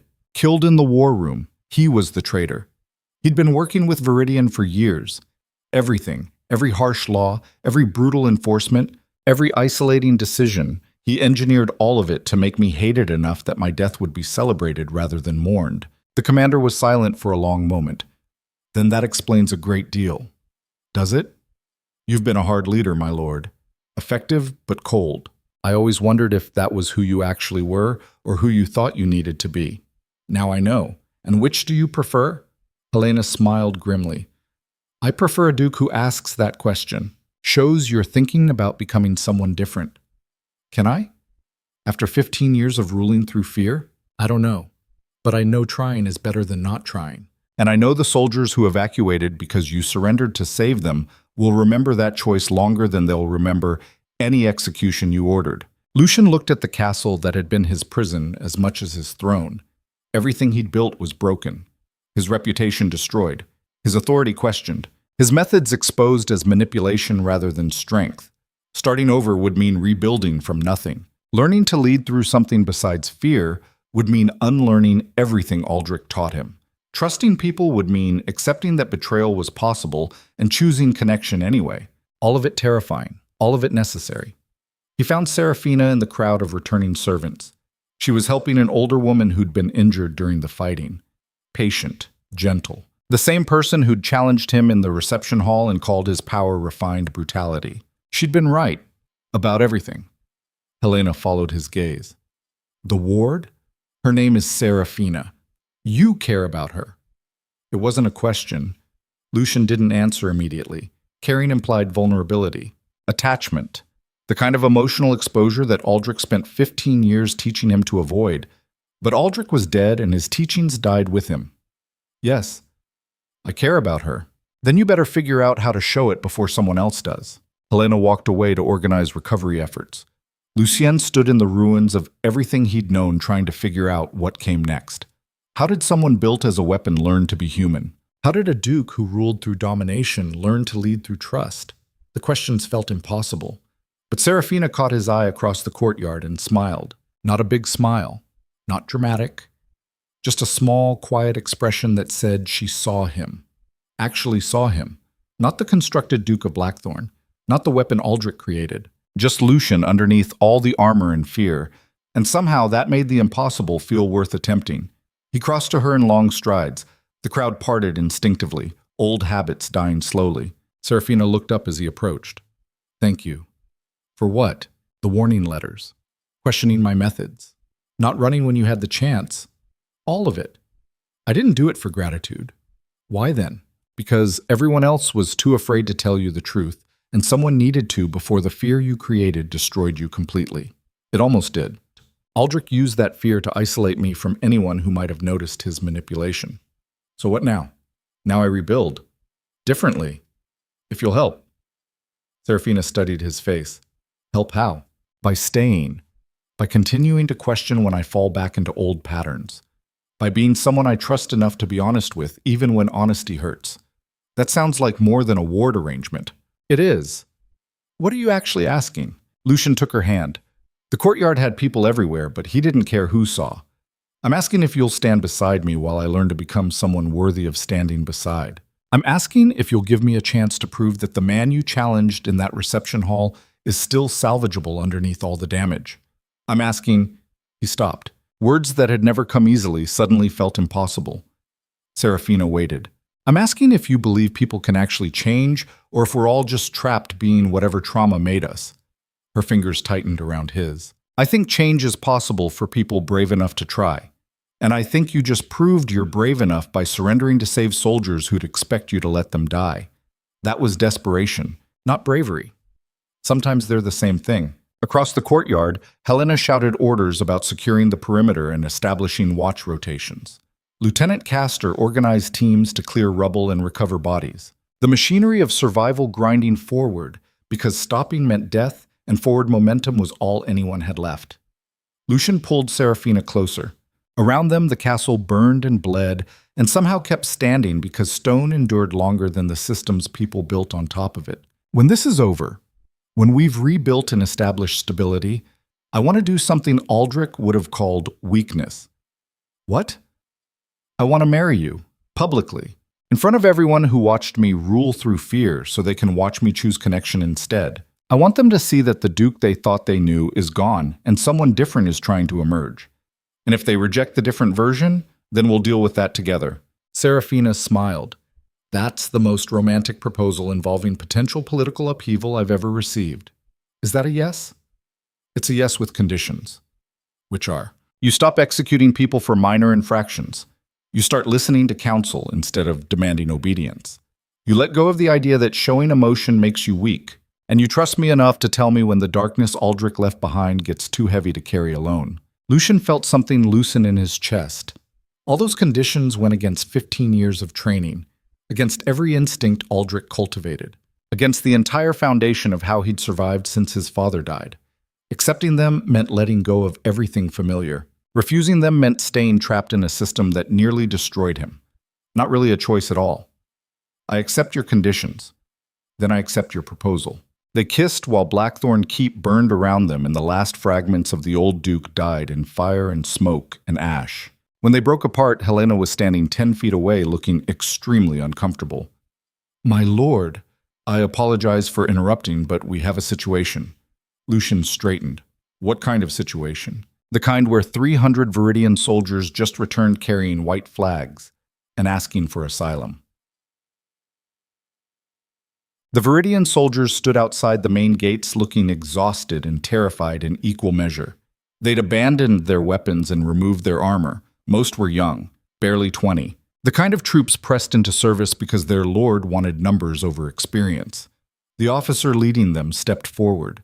He was maybe 30, with a scar across his cheek and eyes that had seen too much violence too quickly. My name is Captain Garrett Stone.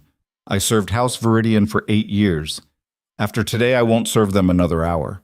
Helena positioned herself between the Viridian troops and Blackthorne forces. Why the sudden change of loyalty? Because Lord Viridian ordered us to burn civilian villages on our retreat south. Punishment for Blackthorne resistance. I told him civilians weren't combatants. He said resistance needed consequences, and anyone who refused the order would be executed for cowardice. How many refused? 300 of us. We left our weapons and came here because we'd rather face whatever justice you deliver than participate in slaughtering families who had nothing to do with this war. Lucien studied the Viridian troops. They looked genuine. Frightened but determined. The kind of desperation that came from choosing conscience over survival. He knew that feeling intimately now. Helena leaned close and lowered her voice. My lord, this could be a trap. 300 enemy soldiers asking for entry right after we repelled an assault. It could be. But if it's genuine, we just gained 300 fighters who'll be extremely loyal because we gave them asylum when their own lord would have killed them. And if it's not genuine, then we'll deal with 300 corpses instead of 2,000. Helena's mouth tightened. That's a significant risk. Everything worth doing is. Lucien walked forward until he stood directly in front of Captain Stone. The Viridian officer met his eyes without flinching. You're asking me to trust enemy soldiers inside my castle hours after enemy soldiers nearly killed everyone I care about. Yes, my lord. Why should I? Because you surrendered to save your troops. That's not the action of a tyrant. That's leadership worth following even if it means abandoning everything familiar. Lucien felt Seraphina's hand slip into his. Small, steady. A reminder that trust was risk worth taking. He made his decision. You can stay, but you'll be separated from Blackthorne forces until we verify your intentions. You'll surrender to interviews about Viridian strategy, and you'll understand that if this is a deception, the consequences will be absolute. Captain Stone saluted. Understood, my lord. Thank you. Don't thank me yet. Thank me if we're both still breathing in a week. The Viridian soldiers filed through the gates under heavy guard. Helena organized their processing with efficiency that suggested she'd done this before. Probably during the mountain conflicts. Lucien returned to the courtyard where reconstruction efforts continued. The scale of damage was overwhelming. Months of work ahead. Maybe years. Rebuilding walls was difficult, but rebuilding trust would be exponentially harder. Seraphina appeared at his elbow. You just accepted asylum requests from enemy soldiers. Aldrich would have executed them immediately. I know. So why didn't you? Because Aldrich's methods created this situation. Fear drove those soldiers away from Viridian, but it won't keep them loyal. Connection might, or it might get me killed. We'll find out. That's surprisingly optimistic for someone who just survived a coup and assassination attempt in the same day. Not optimism, desperation. I have to try something different because the old way nearly destroyed everything. Seraphina stepped closer. Her voice dropped. Are you okay? Actually okay? Lucien looked at the burning castle. The scattered bodies, the shattered throne room where Aldrich died confessing 20 years of manipulation. No, I'm not okay. I'm angry and betrayed and grieving someone who never actually existed. But I'm alive, and you're alive. And maybe that's enough to start building on. Thunder rumbled across the northern mountains. Storm clouds gathering like judgment, preparing to fall. We should get inside before... The explosion cut off Seraphina's words. Massive, ground-shaking. Somewhere deep in the castle's foundation. Then another. And another. The courtyard erupted in chaos as soldiers scrambled for defensive positions. Helena shouted orders trying to identify the source. Lieutenant Castor ran toward the eastern wing where smoke billowed thick and black. Lucien grabbed the nearest guard. What's happening? The guard's face went white. My lord, the armory. Someone detonated the powder stores. How much powder? Enough to bring down half the castle. Who? The guard pointed toward a figure running across the courtyard. Viridian colors. One of the asylum seekers. Captain Stone's voice carried across the chaos. It wasn't all of us. Some of Viridian's people infiltrated our group. They're sabotaging from inside. More explosions ripped through the eastern wing. Stone cracked. Walls collapsed. Fire bloomed orange against smoke-black sky. Helena appeared covered in dust. We need to evacuate. The eastern foundation is compromised. If it falls, it'll take the central keep with it. How long? Minutes. Maybe less. Lucien's mind raced through options. Evacuation would save lives, but abandon the castle. Staying would risk everyone. Splitting forces would weaken both groups. There was no good choice. Only terrible ones rendered slightly less terrible by speed and luck. He turned to Helena. Get everyone out, now. Northern passages. Don't stop until you reach the cliffs. And you, my lord? I'm going to the foundation. If the supports can be reinforced, my lord, that's suicide. Then it's suicide. Move. Helena ran. Lucien grabbed Seraphina's hand and pulled her toward the castle entrance. She resisted. You can't... Watch me. Lucien, I'm not losing this castle to sabotage after everything else. If there's a chance to save it, I have to try. Then I'm coming with you. No. Yes. You don't get to sacrifice yourself alone anymore. That's what changing means. They ran into smoke and heat and collapsing stone while behind them Blackthorne Keep trembled on the edge of total destruction, and the Duke who'd ruled through fear 15 years made one final desperate choice. Save what could be saved or die trying, because sometimes the bravest thing wasn't surviving. It was deciding what you'd die for and choosing love over fear, even when fear had been your only language. For so long you'd forgotten any other way to speak. The foundation level of Blackthorne Keep was a maze of stone corridors and support pillars that had held the castle upright for 5 centuries. Now it groaned like a dying giant. Cracks spiderwebbed across walls. Dust rained from ceiling joints. Somewhere in the darkness, another explosion rumbled, and the entire structure shifted 6 inches sideways before settling with sounds that suggested temporary was all anyone could hope for. Lucien moved through smoke with Seraphina's hand locked in his. Behind them, the route they'd taken collapsed into rubble, cutting off retreat. Ahead, the corridor split 3 directions, and he couldn't remember which led to the main support chamber where the powder stores had detonated. Everything looked the same through smoke and failing torchlight. Left felt wrong. Right felt worse. Center might lead nowhere or might lead directly into fire. Choices rendered meaningless by insufficient information and time running out faster than thought could calculate probabilities. He picked center and ran. The corridor opened into a chamber 60 feet across, with a ceiling supported by 12 massive stone pillars. Half of them showed fresh cracks deep enough to see through. The western wall had collapsed entirely, revealing the mountain bedrock Blackthorne Keep was built into. And in the center of it all stood the remains of the armory powder storage. Destroyed.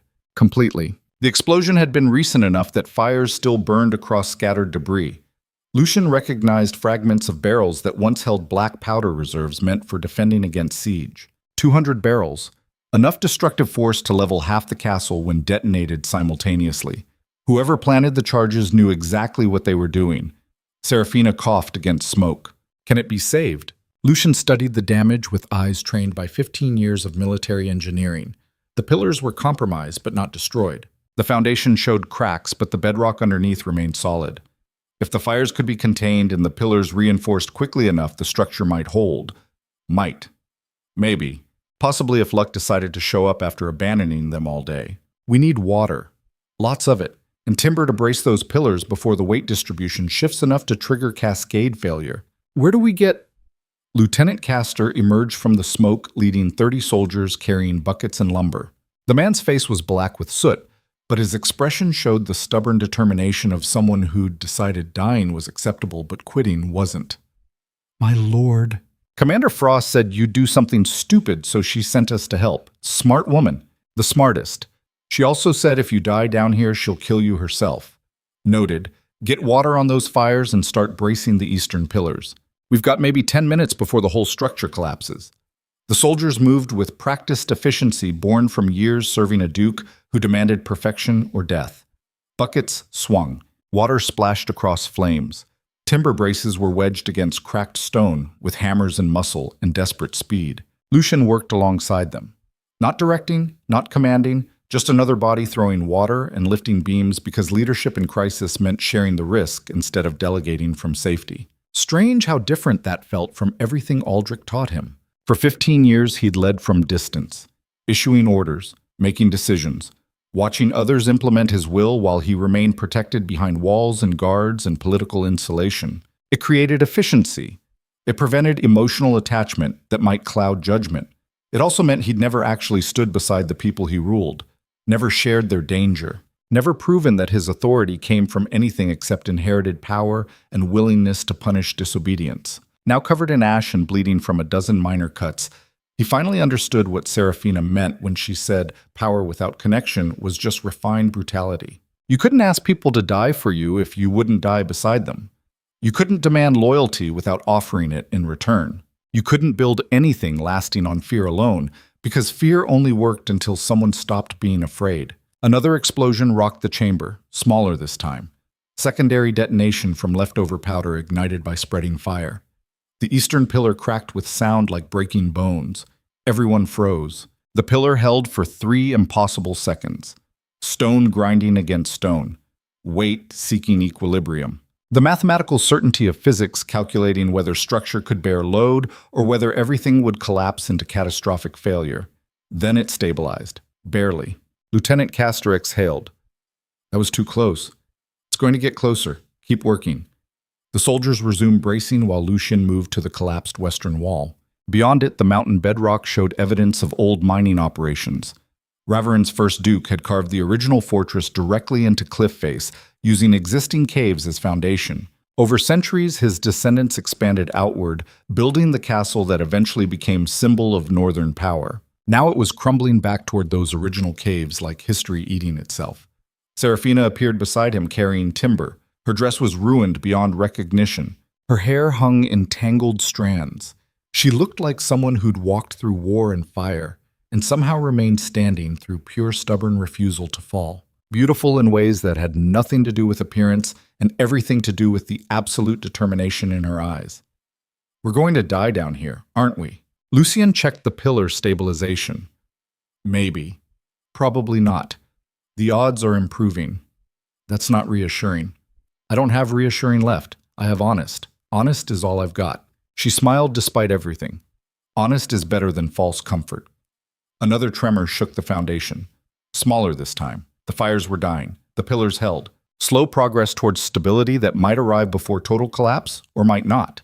Time would tell. Lucien grabbed more timber and wedged it against the central pillar while his mind wandered to questions he'd avoided for hours. Who planted the explosives? Eat. Captain Stone claimed infiltrators hid among the asylum seekers, but was Stone himself compromised? Was this Viridian's final strike, or something else entirely? How deep did the conspiracy run, and how many other saboteurs waited inside castle walls? The questions spiraled into paranoia that felt disturbingly familiar. This was how Aldrich wanted him to think. Suspicious. Isolated. Trusting no one because everyone might be enemy. It created perfect conditions for manipulation because a duke who trusted nothing was a duke who relied entirely on his advisor for guidance. But Aldrich was dead. And paranoia hadn't saved the castle. People had. Helena bringing reinforcements, Seraphina sending warning letters, Lieutenant Castor refusing evacuation, Captain Stone choosing conscience over orders, 30 soldiers working in smoke and heat to save foundation stones they'd never see again because their duke stood beside them instead of above them. Connection built through shared risk, loyalty earned instead of demanded. The opposite of everything he'd learned. Maybe that meant everything he'd learned was wrong. The fires died completely. The smoke began clearing. The pillars stood braced and stabilized. The chamber still looked like a battlefield, but the immediate catastrophic failure had been prevented through speed and collective effort, and luck finally showing up after staying gone all day. Lieutenant Castor approached. "My lord, I think we've got it contained." Lucien surveyed the damage. "For now, we'll need permanent reinforcement, stonemasons, engineers, months of work. But the castle stands." "The castle stands," Castor smiled. "That's more than I expected an hour ago." The lieutenant was right. An hour ago, everything was collapsing. The assault, the betrayal, the sabotage. Wave after wave of catastrophe designed to break Blackthorne power completely. They'd survived. Not through strength or fear or ruthless efficiency. Through people choosing to help when abandonment would have been easier. Lucien looked at Seraphina standing in the ruins of his foundation with soot on her face and determination in her eyes. She'd challenged him, questioned him, refused to bow when everyone else trembled. And when everything fell apart, she'd stood beside him anyway. Not because she had to, because she chose to. That choice meant more than 15 years of forced loyalty ever had. We should get back to the surface. Helena will want confirmation we're not dead. They climbed through damaged corridors toward daylight. The castle above ground showed extensive damage, but nothing irreparable. The eastern wing was destroyed. The grand hall collapsed. The towers stood but needed reinforcement. Reconstruction would take months, maybe years, but the core structure survived. Helena met them at ground level looking exhausted and relieved in equal measure. "My lord, when you didn't return, I assumed that I died doing something stupid?" "Essentially, yes. Close, but not quite. The foundation is stabilized. We'll need engineers, but immediate collapse threat is contained." Helena nodded. "Good. Because we have another situation." "Of course we do." "What now?" Captain Stone found the saboteurs. 3 Viridian soldiers who infiltrated the asylum group. They're secured in the eastern courtyard awaiting your judgment. Judgment. The word carried weight. For 15 years, judgment meant execution. Swift, public, absolute. It sent messages. It prevented future challenges. It was efficient in the same way amputation was efficient for treating infection.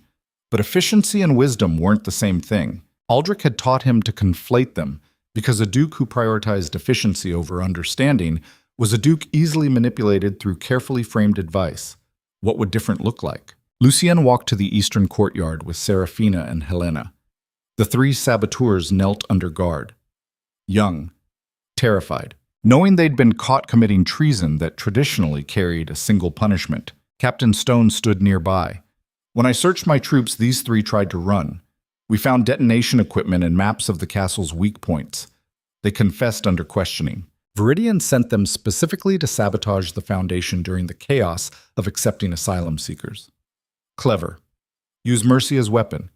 It almost worked, my lord. The saboteurs kept their eyes down. One was crying quietly. Another looked resigned to death. The third stared at nothing with expressions suggesting he'd already disconnected from whatever came next. Lucien studied them. 17, maybe 20, barely old enough to understand the full consequences of their actions. Probably pressed into service by commanders who threatened their families. Taught that following orders was survival and questioning orders was death. He'd seen that look before, in the mirror. 20 years ago, after watching his father execute 7 people he'd been told were enemies of the state. After learning that obeying monsters kept you alive while having conscience got you killed.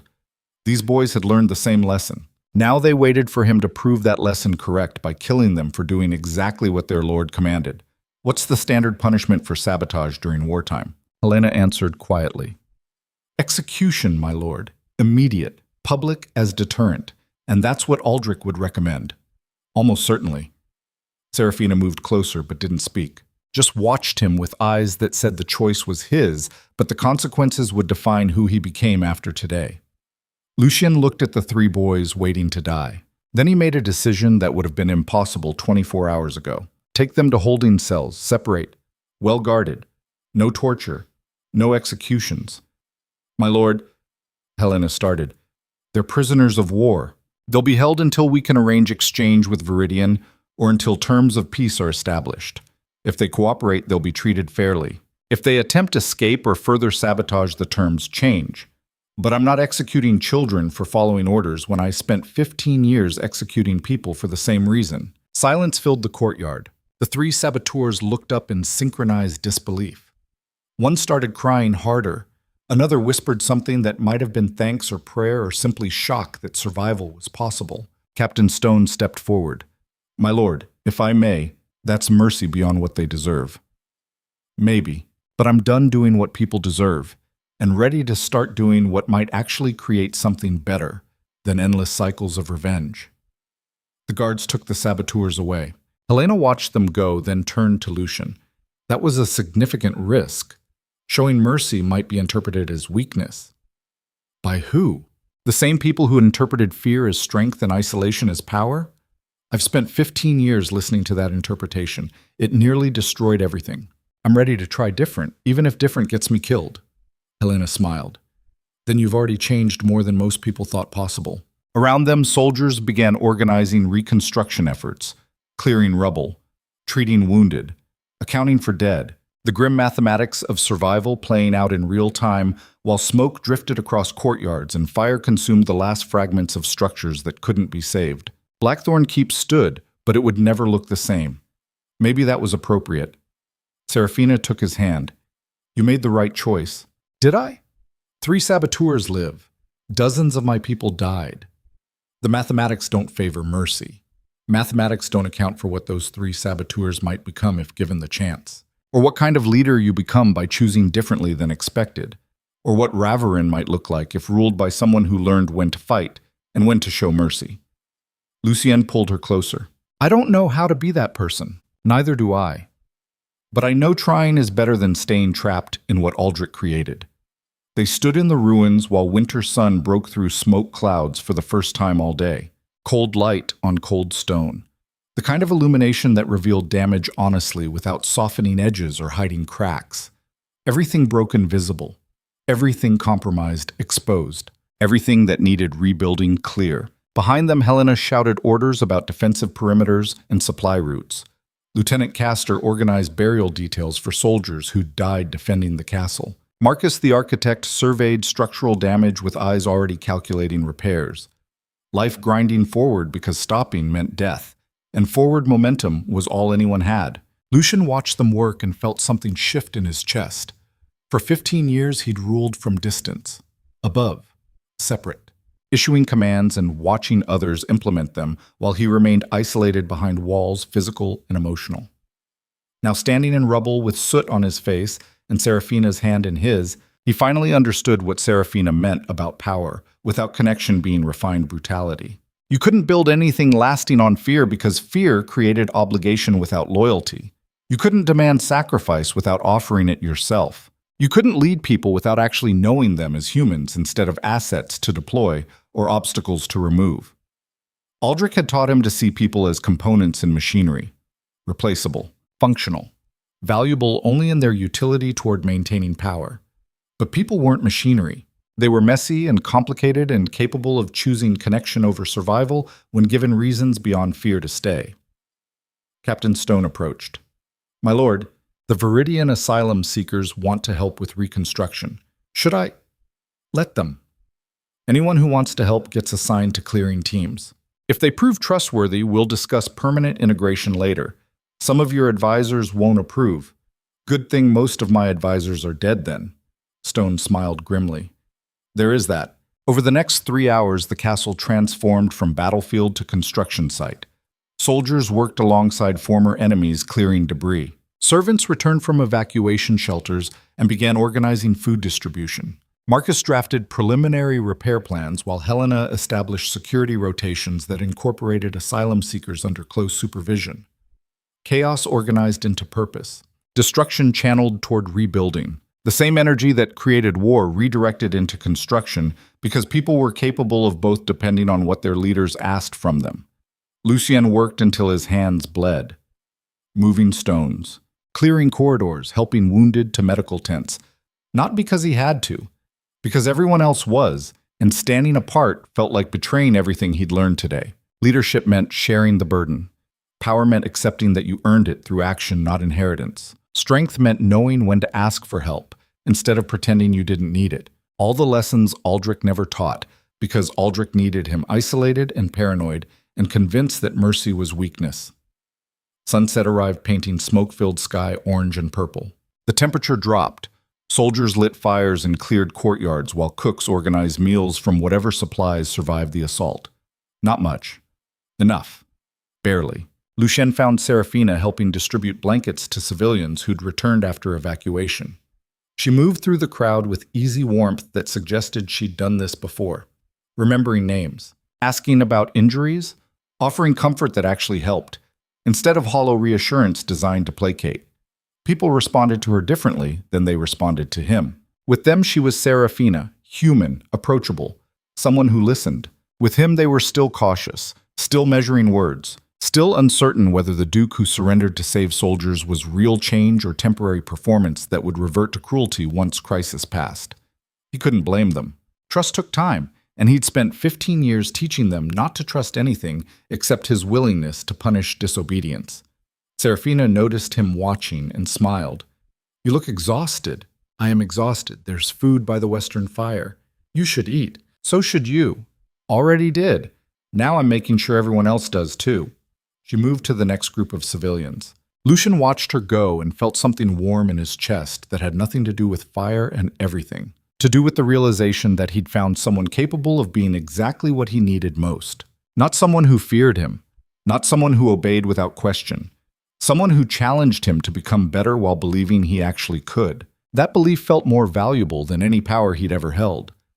Helena appeared with 2 bowls of stew that smelled better than it probably tasted. She handed one to Lucien without ceremony. "Eat. You're no good to anyone if you collapse from exhaustion." Lucien accepted the bowl. "How bad is the damage assessment?" 30% of this castle is destroyed or too compromised to use. We lost 60 soldiers in the fighting. Another 40 wounded seriously enough they won't return to combat duty. Civilian casualties were minimal thanks to your evacuation order. And enemy losses? Viridian lost approximately 400 soldiers. Captain Stone's asylum group is 300. We've confirmed 20 infiltrators among them, but the rest seem genuine. The saboteurs you spared are talking, providing intelligence about Viridian strategy and leadership. So Mercy produced intelligence that execution wouldn't have provided. Helena nodded slowly. Apparently, though I'm still not convinced Mercy is sustainable policy. Neither am I. But I'm convinced fear isn't sustainable either, so we're trying different and seeing what happens. They ate in silence while around them the castle settled into uneasy rest. Fires burned. Guards watched. Wounded groaned in medical tents, the sounds of survival playing out in real time. After a while, Helena spoke again. Count Vane's betrayal. How are you processing that? Lucien stared into his stew. I'm not. Processing requires time, and I don't have time, because the castle is burning, and people need leadership, and falling apart isn't an option right now. That's not healthy. Probably not, but it's functional. Function without processing just delays the collapse. Helena, I'm not trying to force confession, my lord. I'm trying to remind you that you're human, and humans break when they pretend they don't need to grieve. Lucien set down the bowl. What do you want me to say? That discovering 20 years of trust was manipulation destroyed something fundamental?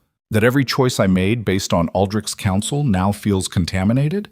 That I don't know which parts of me are actually me versus his construction? Yes. Say exactly that. Why? Because pretending you're fine is what Aldrich taught you. And everything Aldrich taught was designed to isolate you. So saying you're not fine is the first step toward becoming someone different. The words settled between them like stones. Helena was right. For 15 years he'd hidden every weakness, every doubt, every moment of vulnerability because Aldrich taught him that showing humanity made him target for exploitation. But Aldrich was dead, and hiding had nearly killed him. I'm not fine. I'm angry and betrayed and grieving someone who never existed. I'm questioning every decision I've ever made, wondering how much was actually strategic versus manipulation I mistook for wisdom. I'm terrified that even trying to change is pointless, because maybe I'm too damaged to become anything except what Aldrich created. Helena nodded. Good. That's honest. Now what? Now I keep moving forward because stopping means everything Aldrich did wins, and I refuse to let that happen. The commander smiled.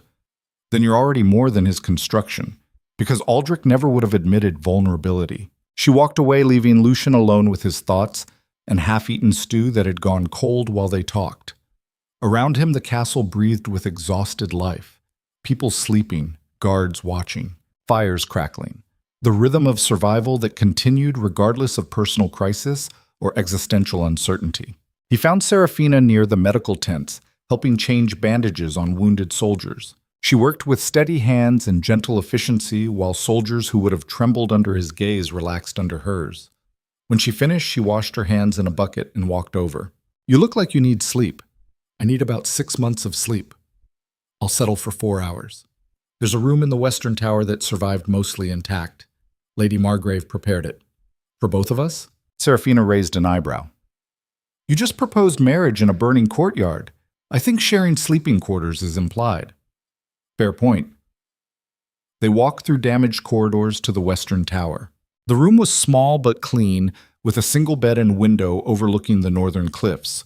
Moonlight filtered through smoke, creating strange shadows on stone walls. Lucien sat on the bed and felt exhaustion hit like physical weight. Every muscle ached. Every injury throbbed. His mind kept replaying moments from the day. The attack. The betrayal. The surrender. The choice to spare the saboteurs. All of it swirling together into overwhelming realization that nothing would ever be the same. Seraphina sat beside him. Talk to me. About what? Whatever you're thinking so loudly, I can hear it from across the room. Lucien leaned forward with elbows on knees. I'm thinking that I spent 15 years becoming exactly what everyone expected. Ruthless, cold, efficient. And it worked. Reverin was stable. Crime dropped. Trade flourished. By every measurable metric, I was a successful leader. But success built on fear isn't actually success. It's delayed collapse. And when collapse comes, it destroys everything because nobody has actual loyalty. They just have obligation held in place by terror. And the moment the terror weakens, everything falls apart. So what's the alternative? Lucien looked at her. You, this, connection. asking people to help instead of commanding them, trusting that shared purpose creates stronger bonds than forced obedience. All the things Aldrich taught me to avoid because he needed me isolated. And you think that'll work? I have no idea. But I know the old way failed catastrophically today. So different is the only option left. Seraphina took his hand. Different is terrifying. Yes, it is. But you're trying anyway, because you convinced me it was possible. She leaned against his shoulder. I didn't convince you of anything. I just reminded you that the person you were before Aldrich got his claws in still existed somewhere underneath all the armor. Lucien closed his eyes. What if he doesn't? What if Aldrich destroyed that person completely, and all that's left is broken construction pretending to be human? Then we build something new. People change. Sometimes trauma breaks them. Sometimes it reveals strength they didn't know they had. You survived your father's brutality. You survived Aldrich's manipulation. You survived an assault that should have killed you. That's not weakness. That's the foundation to build on. Building requires knowing what you're building toward. So figure it out. What kind of Duke do you want to be? Lucien opened his eyes and stared at moonlight on stone.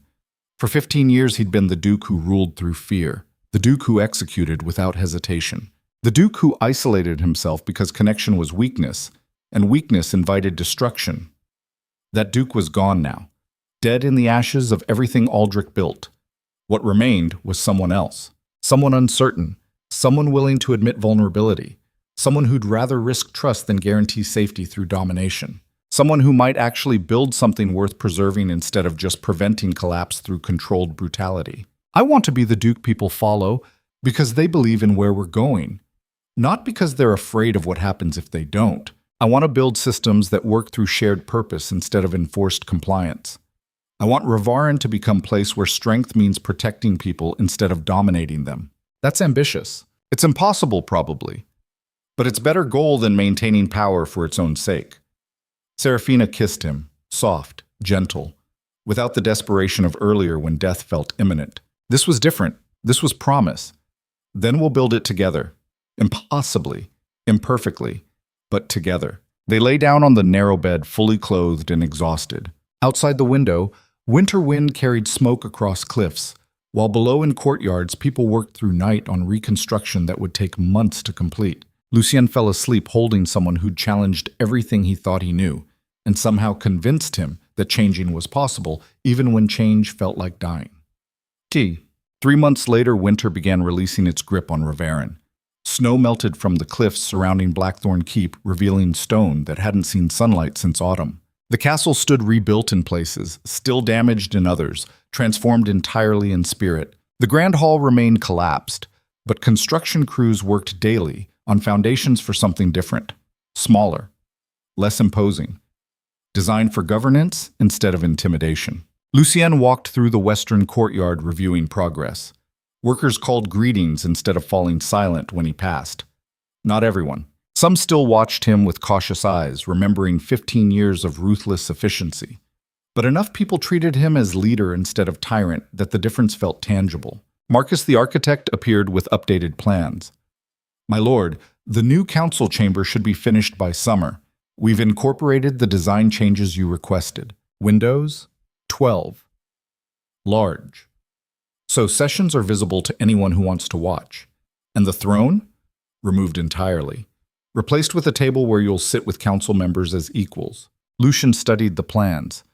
Aldrich would have hated this. Marcus smiled. Good thing Count Vane isn't here to object. The architect left. Lucien continued his walk. The castle had transformed over 3 months of intensive reconstruction, not just physically, but culturally. Soldiers trained together with former Viridian asylum seekers who'd proven loyalty through months of hard work. Servants spoke more freely. Civilians brought disputes to magistrates instead of living with injustice for fear of attracting ducal attention. Small changes. Incremental progress.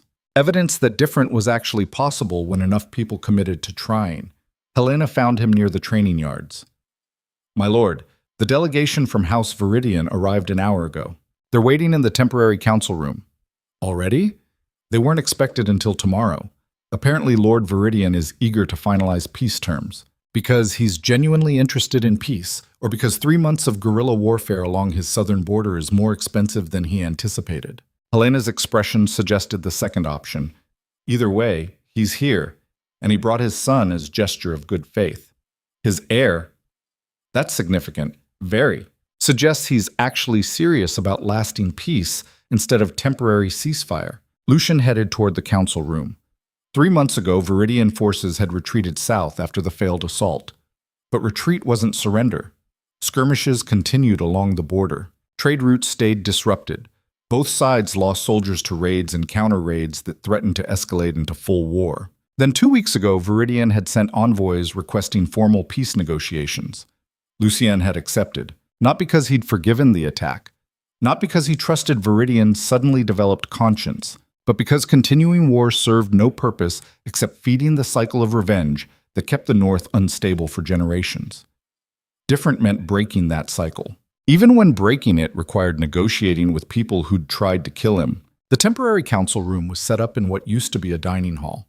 A long table. Chairs instead of thrones. Windows showing the courtyard so anyone could watch proceedings. Transparent governance. Accountable leadership. Everything Aldrich never wanted. Lord Marcus Viridian sat at the far end with his son Garrett beside him. The boy was maybe 17, nervous, trying to look confident and failing because confidence required experience. And experience came from surviving situations that tested you. Lucien remembered that feeling. He sat across from Viridian without ceremony. No guards, no formal announcements. Just two lords trying to prevent future bloodshed. Lord Viridian.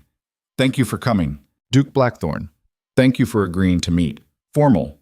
Careful. Both men measuring each other while remembering that 3 months ago they'd tried to kill each other and might have to again if negotiations failed.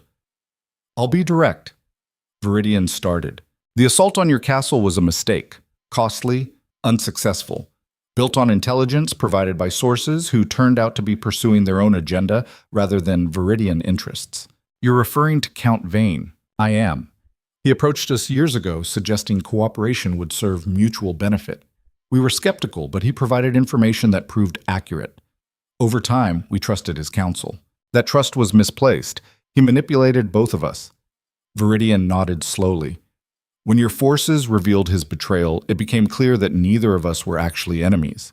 We were weapons pointed at each other by someone who wanted us both destroyed. And now? Now I'm proposing peace. Real peace. Not ceasefire that lasts until one side recovers enough to attack again. Trade agreements. Border cooperation. Mutual defense against external threats. In exchange for recognition that the assault was misguided and compensation for damages. We're prepared to pay reparations. Reasonable. Documented. Spread over time to avoid destabilizing our own economy. Lucien considered. 3 months ago, he would have demanded total capitulation. Complete surrender, public humiliation, everything Aldrich taught him about extracting maximum advantage from defeated enemies. But Aldrich was dead, and his teachings died with him. Different meant accepting that sometimes enemies could become allies if both sides chose future over past. I'll accept reparations under specific terms. Financial compensation for reconstruction. Return of Blackthorne soldiers captured during fighting. Written acknowledgement that the assault violated established treaty. And one additional condition, which is, your son stays here. 6 months. Not as prisoner, as ward learning Blackthorne governance. Building relationships with our people, so next generation knows each other as humans instead of enemies. Viridian's face tightened. You're asking me to trust you with my heir. Yes, the same way Baron Vale trusted me with his ward. The older lord glanced at his son, then back to Lucien. And if I refuse, then negotiations continue. Or don't. But I'm done perpetuating cycles where children inherit their parents' hatred. If we want actual peace, we need to invest in relationships that survive longer than current leadership. Silence filled the room. Garrett Viridian spoke for the first time. Father, I'll stay. The older Viridian studied his son. You understand what this means? I understand that you've told me my entire life that Blackthorne was our enemy. But sitting here listening to Duke Lucien propose peace through connection instead of domination, that's not enemy behavior. That's leadership worth learning from. Lord Viridian's expression cycled through several emotions before settling on reluctant acceptance. Very well, 6 months. But if harm comes to him, it won't, you have my word. The word of a duke known for ruthless efficiency. Lucien met his eyes. The word of a duke learning to be better than his reputation. After a moment, Viridian extended his hand across the table. I accept your terms. They shook. Formal peace sealed through physical contact and mutual risk, because trust required vulnerability, and vulnerability required believing the other person might actually honor their commitments. Different, terrifying, absolutely necessary. The wedding took place 6 weeks later in the reconstructed chapel on the cliffs overlooking the sea. Small ceremony. Maybe 200 guests. Nobles who'd survived the assault. Soldiers who'd fought beside their duke. Civilians who'd returned after evacuation. People who'd chosen to stay when leaving would have been easier. Seraphina wore silver white velvet, the same color she'd worn to the Winter Sovereign Ball that started everything. But this time not by accident, by choice. Claiming the color that historically belonged only to ruling duchess because that's what she was becoming. Not collateral, not ward, duchess, partner, equal. Lucien stood at the altar, wearing black as always but without armor. Just formal clothing that suggested authority without threatening violence. Beside him stood Lieutenant Castor as witness. Across from them, Helena represented Seraphina's side because the ward had no family left except the people who'd chosen to become family through shared danger. The magistrate conducting the ceremony was elderly, 70 at least.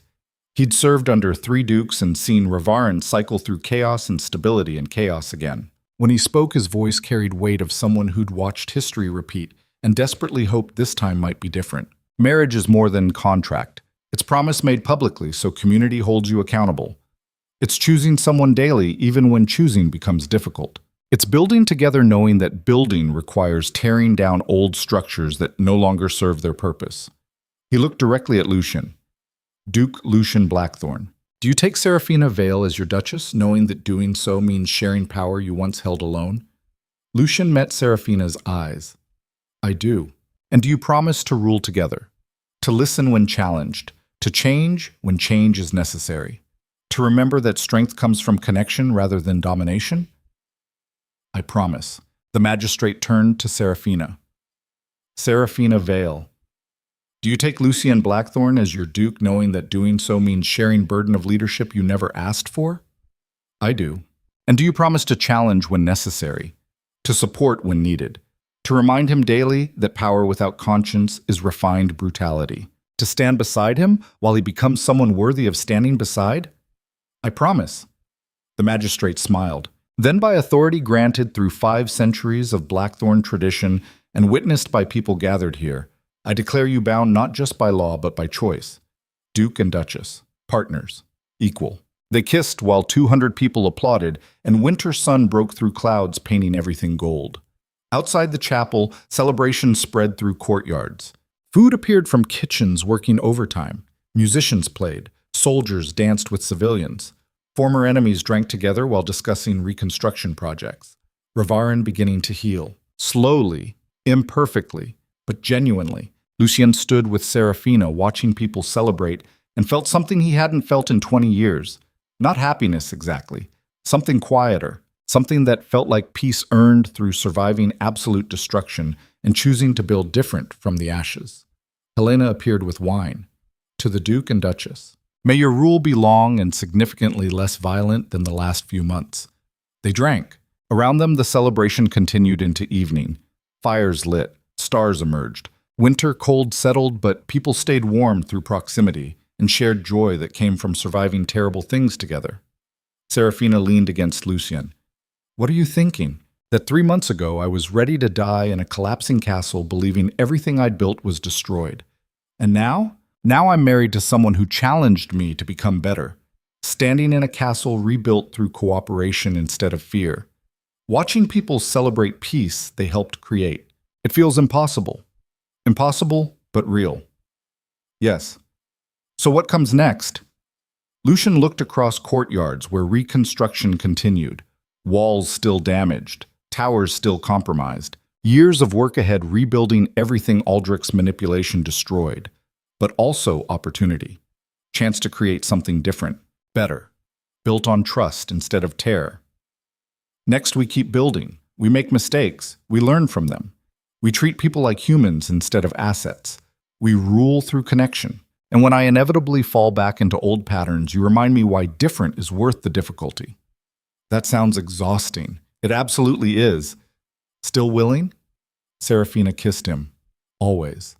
They stood together while winter gave way to early spring, and Ravarin began the long, slow work of transforming from territory ruled by fear into community held together by choice. Years later, scholars would debate whether Duke Lucien Blackthorne actually changed or simply learned better performance, whether mercy was genuine or calculated, whether connection was real or pragmatic strategy dressed in emotional language.